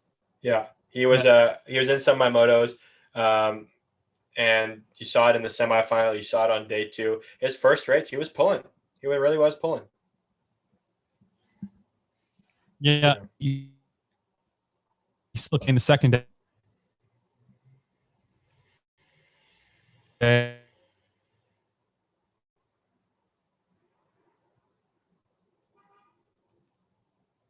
No, the first day, obviously, he got really unlucky in the last turn, not make the main, or else he would have been in the main both days for sure. Yeah, no, he really would have. Yeah. What do you get the first day? He crashed. I mean, not the first day. I mean, the second day in the main. What do you end up in the main? Oh, I think he got like a sixth, seventh, sixth, Yeah. fifth, yeah, sixth or something. So anyway, good weekend for Nick. Like I said, would have been the main both days, but he rode really well. Yeah, really cool. When's the next pro race? End of February. Oh boy, is it? It's end of February in Alabama. It's this circle track. It's at this circle track. The circle track. What do you mean circle track? It's called like Circle City. The first straight like goes Circle downhill. City. Dude. We don't even I can't even begin to explain how ridiculous this is going to be. The straightaway, it goes down. It does 270-degree corner, comes back across the first straight, does a 90. Okay, I've seen this track. Are you shitting me? There's a pro race there. Fantastic. I love it. Can't wait to see it, baby. Can't wait to see it. Who crashes and then just gets teed up by the moto? Dude, it very well could happen. I saw the turn and the first straight. The first straight's kind of downhill. It's super long. The first turn looks micro. I don't know if we're going to make it around the first turn. They might have to add 3 feet to the turn before we get there. I love you just gotta embrace it and just enjoy it. Just enjoy the experience and just whatever. We're racing it. There's a track and you got to race it. 100%. You just got to and you got to race it. Take it for what it is. Go at it, race it, have fun. Yep. Yeah. So that'll be cool. That will be cool. Anything else with Phoenix? So yeah, we talked about Cam Wood. Fast. Freddie, I want to say Freddie looked really good out there too. I mean, he was in the main on day 1 and on day 2. 2 finals for him. Man, he was quick. He was quick. Good weekend. Cool to see. So that was great to see. I know. I just unfortunately took a sip of my water in the pod. But yeah, Freddie rode really well actually. Both two mains is legit in a weekend. He's probably all hopped up on Rockstar like a little kid on Mountain Dew. Good to see. Great to see. Yep. I was going to mention someone else. Oh, I'm not used to seeing Jay Smooth and DK. That was new, hey? It was weird. Yeah. I'm not used to seeing it. Yeah. I got to say, I wasn't used to it, but I liked it. I liked how it looked. Yeah. Good colors for him. But yeah, congrats to Freddie and the boys at Tangent on a good weekend. Yeah. It's cool to see the riders like have the new deals and go out and perform. Teams happy, riders happy. Boom. It's great, isn't it? That's really cool. Yeah. Really cool. I was gonna say I almost had that with my sponsor in Phoenix or in Oldsmar one year, but had some issues. Okay. Yeah, you did. Yeah, you did. Yeah, I did. Anyways, I did want to touch on just like I know we talked about all the riders, but I think it was pretty evident that the riders that were from Phoenix were going really fast this weekend, and obviously they're fast to begin with. I would love to know how much of that is going to transfer to the next race because I find this gate a little bit tricky, the gate to the hill, but also the hill to the first jump. It's pretty unique, and I think those people had a good advantage being able to practice on it. So I'm interested to see the difference of how they look on this track versus how they look on the next one. Yeah, it'll be interesting to see. Like, one race is a very small sample size to take anything from. So, if nothing else, you do well, you can improve on. And the series kind of evens out after the first round. Like you see it in like Monster Energy Supercross 2, the first round is fucking all over the place. And then the series kind of evens out. It's the same kind of thing. After a few races, people kind of settle in. It's going to be weird too because there's a kind of a long gap before the next race too. It's like whatever 6 weeks or whatever it would be. So, yeah. Which a little bit of a gap, but I think it's nice. I think they're doing like one pro race a month for right now, which is kind of cool. You get time to reset in between, work on some things, and get to it. Definitely weird having such an early Phoenix this year. It felt a little bit rushed for me getting ready for it. I just remembered that it's Olympic year. Like, not that I didn't know that, but like. I like forgot for a second that it was an Olympic year. It is weird. They should have happened, and everything's jumbled. We'll see if it goes off. Yeah, that's true. We'll see. So Tim in the comments of the YouTube was just saying, so does the B final claim a win, like claim a first or a ninth? You claim a B final win or a ninth. Depends. if you're single and a chick asks, you say you won. like I won. You can see that I won. You say you won. Yeah, you say you won. You don't have to give details. You just say you won. Yeah. If you're talking to social media or you're talking to lying. you're not. You won the race. Yeah. You're technically not lying. Yeah. Here's a question for you. Would you rather question?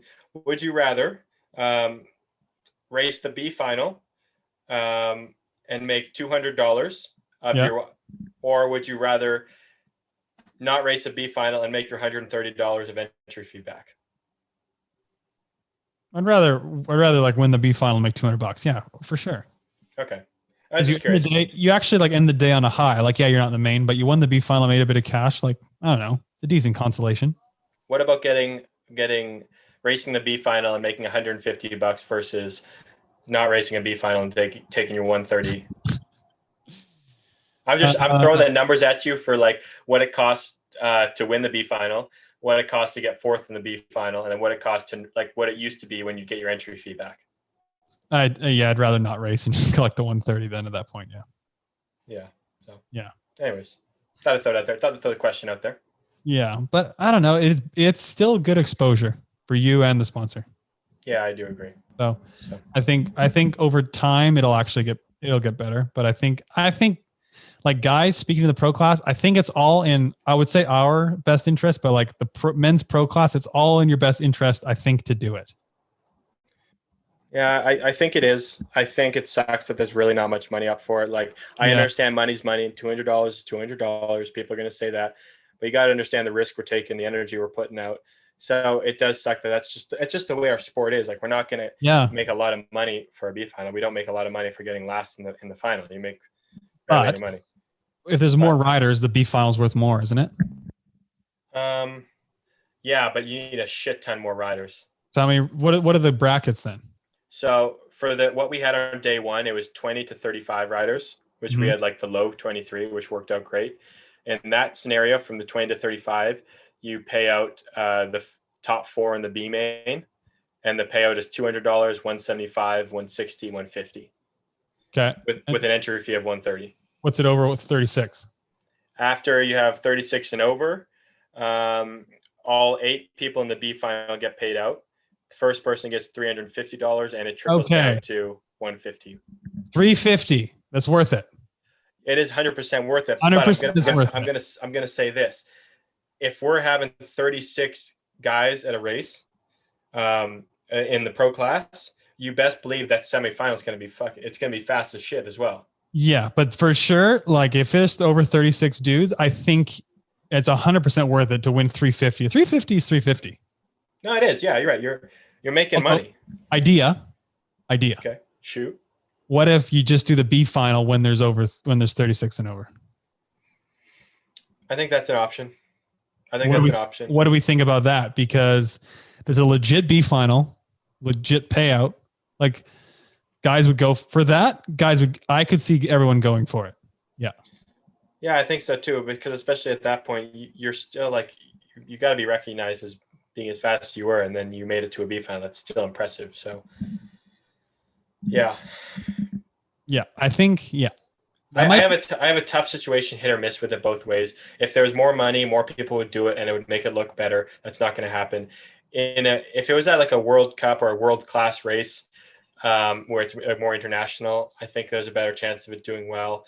I think there's a different culture in Europe that they would race it more than people in the US. Is that wrong to say? No, there's a different culture for sure. Yeah. And anytime you change something, like mountain bikes always had it, but anytime you introduce something new to a sport, it's always like, you got to feel it out. You know how people are going to take it, but the culture is different too. Like, I feel like in Europe and other countries, they kind of care about what place they get, like kind of regardless. But like in North America, I feel like you're not in the main, no one gives a fuck. Yeah. You know what I mean? Like, yeah, I do. Yeah. That's kind of how I was too. And like, I don't know.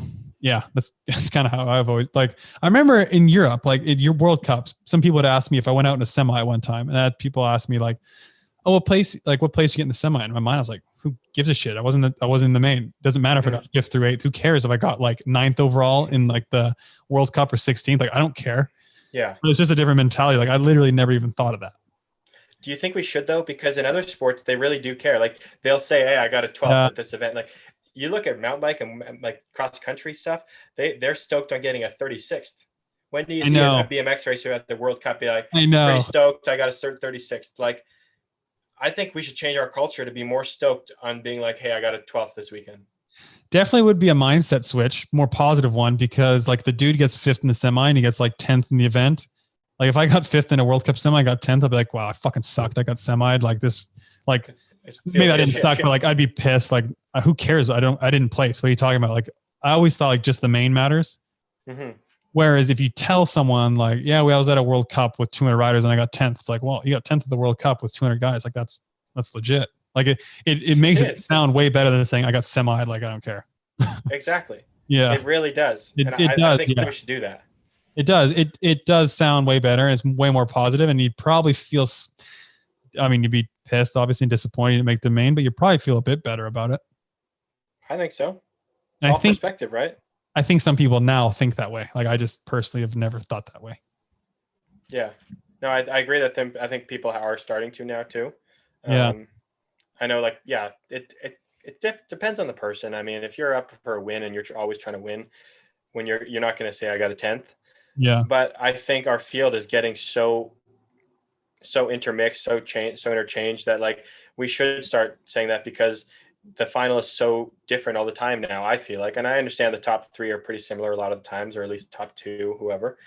But it is changing, and it's a really big mix-up half the time. So I think people should be stoked on like a 10th. And the BMX culture is just so unique to the fact that like the main is the main. Mm-hmm. Whereas like road cycling, you can get 30th. We don't and you're like, it's a big day. Yeah, like we've never said in our sport, oh, I got 10th. Like we've never said that as a sport. But why don't we? Like there's a reason why we have transponders. That's to rank us. It's to give us a seating time. If you have a fast lap in your semi, fucking be stoked. You got 9th, you got 10th. Yeah, and like since I started racing World Cups in 2009, they've always had like given you an overall ranking for the event. Mm-hmm. I think it's so awesome. You can say like, I got 15th or whatever. Like you can say that. Yeah. But yeah, I know. I'd like to start the trend. All right, just like next World Cup, if you don't win and you get semi, just be like P12. Yeah, fucking right. I'll say P12. Hey, P12 in the day. P12. See you guys next weekend. You know, it's funny too. Europeans, like they say like P something. I think it's coming from F1 because they're F1. I love it. 100% it's gotta come from F1. 100% is from F1 because 100% is from F1, and I love it. I love it. It's so cool. I think we should do it. It sounds awesome. It does sound P6. Like it actually sounds cool, I think. Yeah. Like rather than like I got 6th. It's like it sounds kind of it sounds like a bit of a joke. Like, you know? It sounds pretty lame.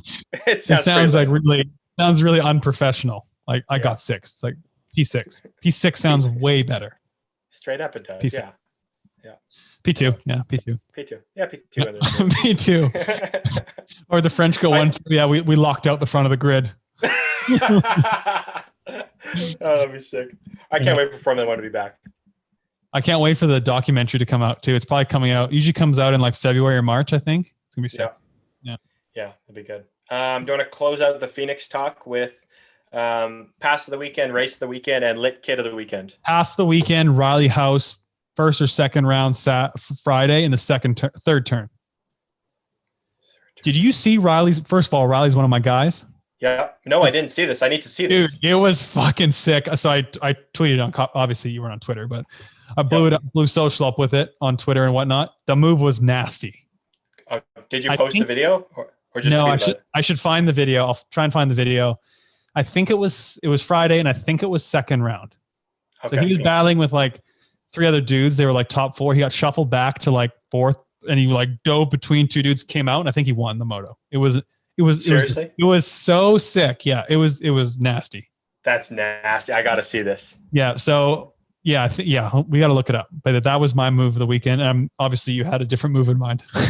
Well, I only saw one online. That's why I was throwing it out there to you, hoping you had one, and now you do, and that's sick. I saw what's her name?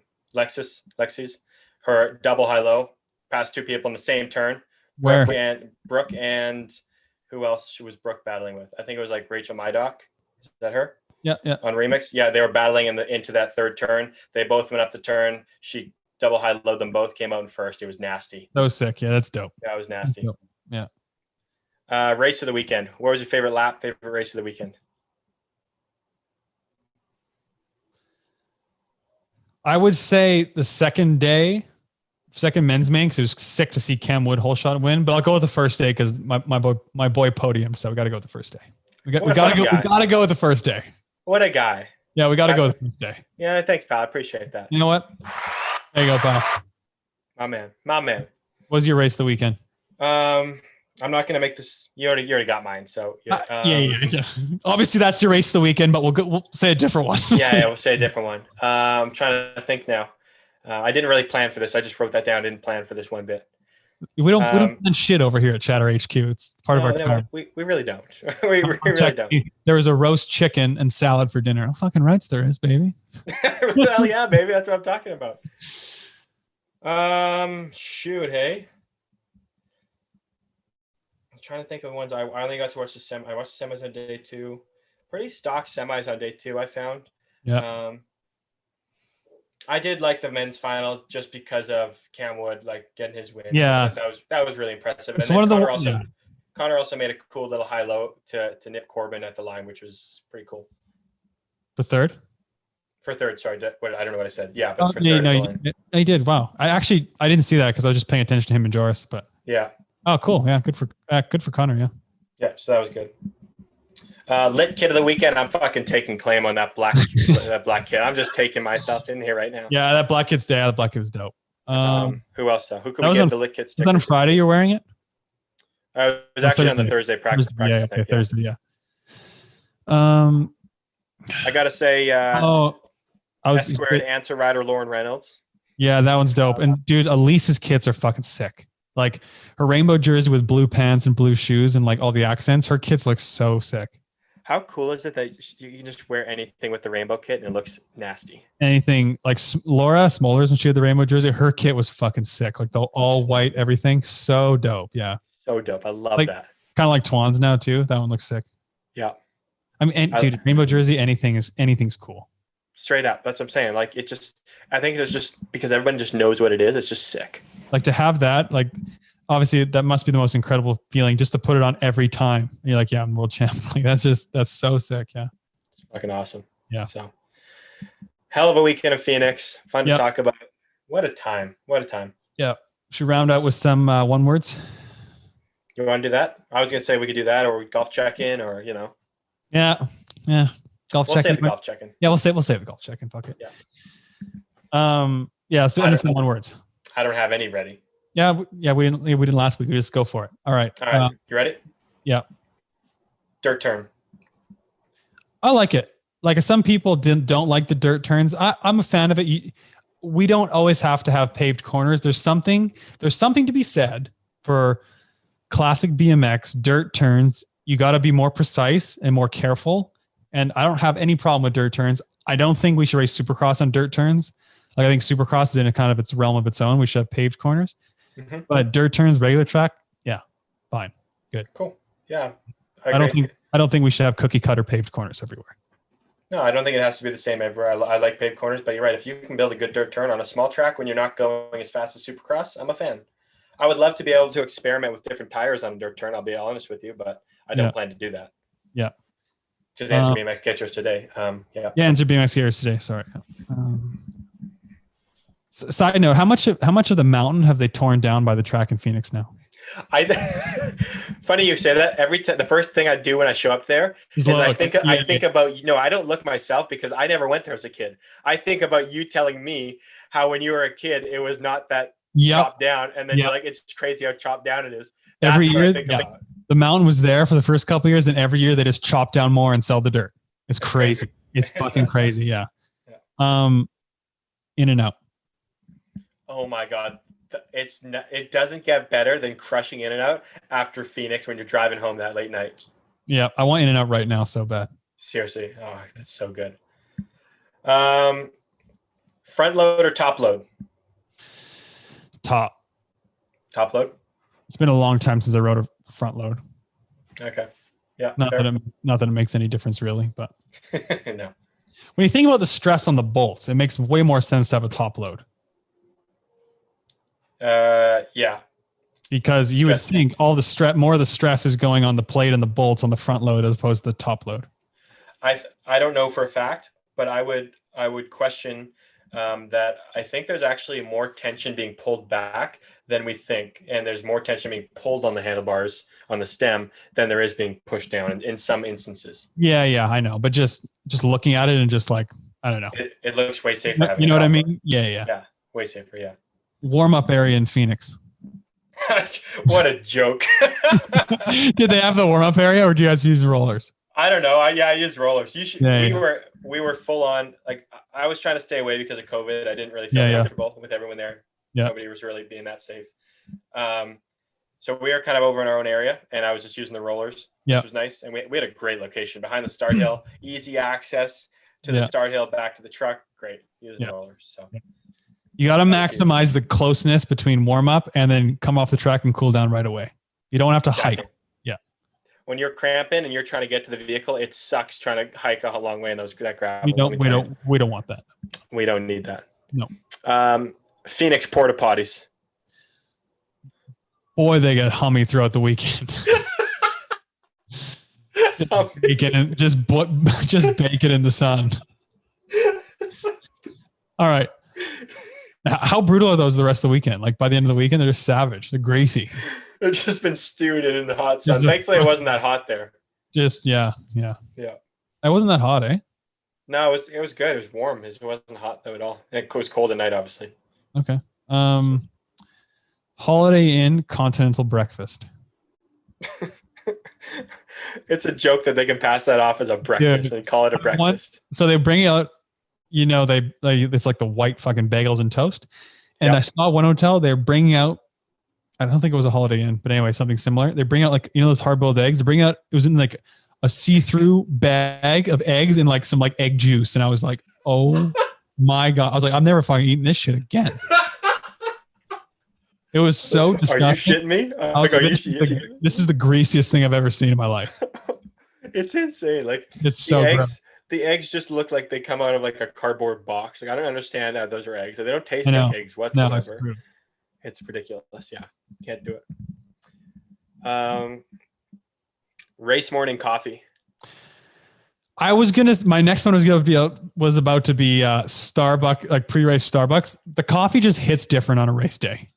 It seriously does. There's nothing like you just being exhausted and having that first cup of Joe. Yeah. I gotta say, no free ads, but they were an ad of ours, and we like them. Bump Start Coffee. I had their coffee. Is it good? We had it AirPress. Dude, that stuff hits you. Yeah, I bet. I was shaky. Yeah, I bet that stuff. Yeah, it's extra caffeinated. Yeah. Power gel. Interesting texture. You ever have it? No, I never have them. I went through a phase years ago where I had it. And let me tell you, you get the worst cotton mouth through a race day if you have some of those. You're just like... like a dog with peanut butter on his top. Seriously, yeah. They're pretty good though, actually. Yeah.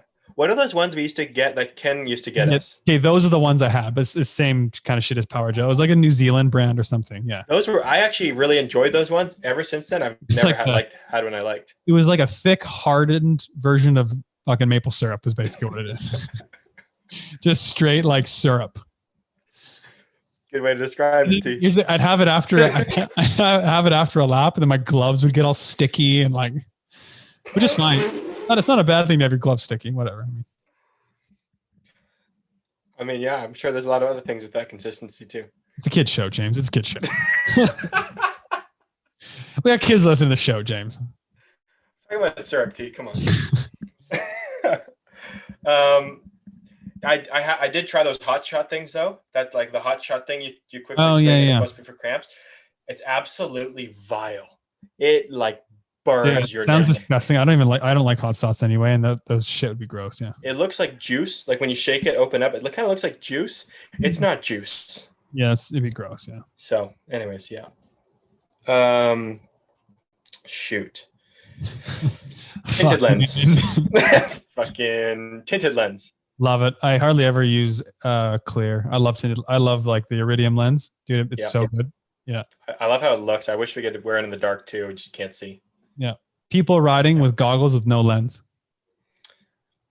I never really understood it, but I kind of understand it. It just looks dumb, but I understand it. It's just like, I think it's a comfort thing because it's like kind of holds your helmet in place. I think some people feel, plus they're just used to have like the vision, their field of vision. They're used to having goggles on, but yeah, it's dumb.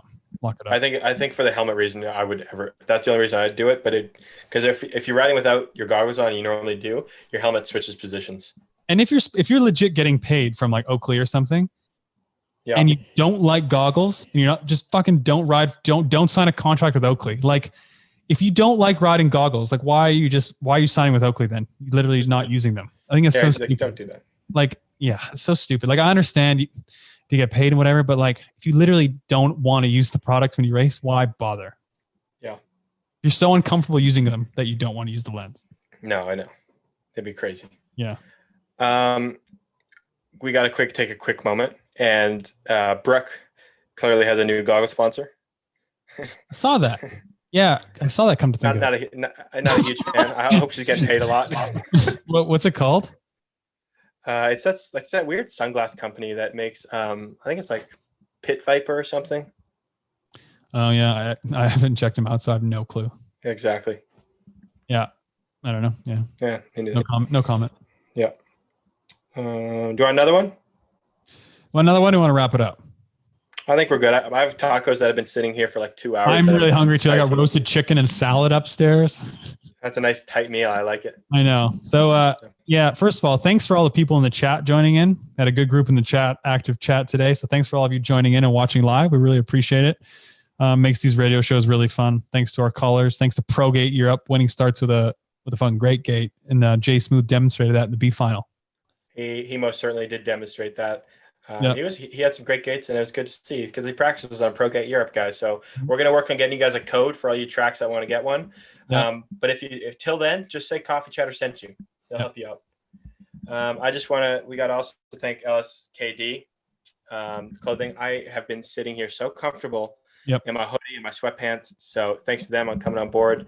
Go use the discount code CChatter10 for 10% off. Get your hands on those rep shorts. They're the best shorts they got.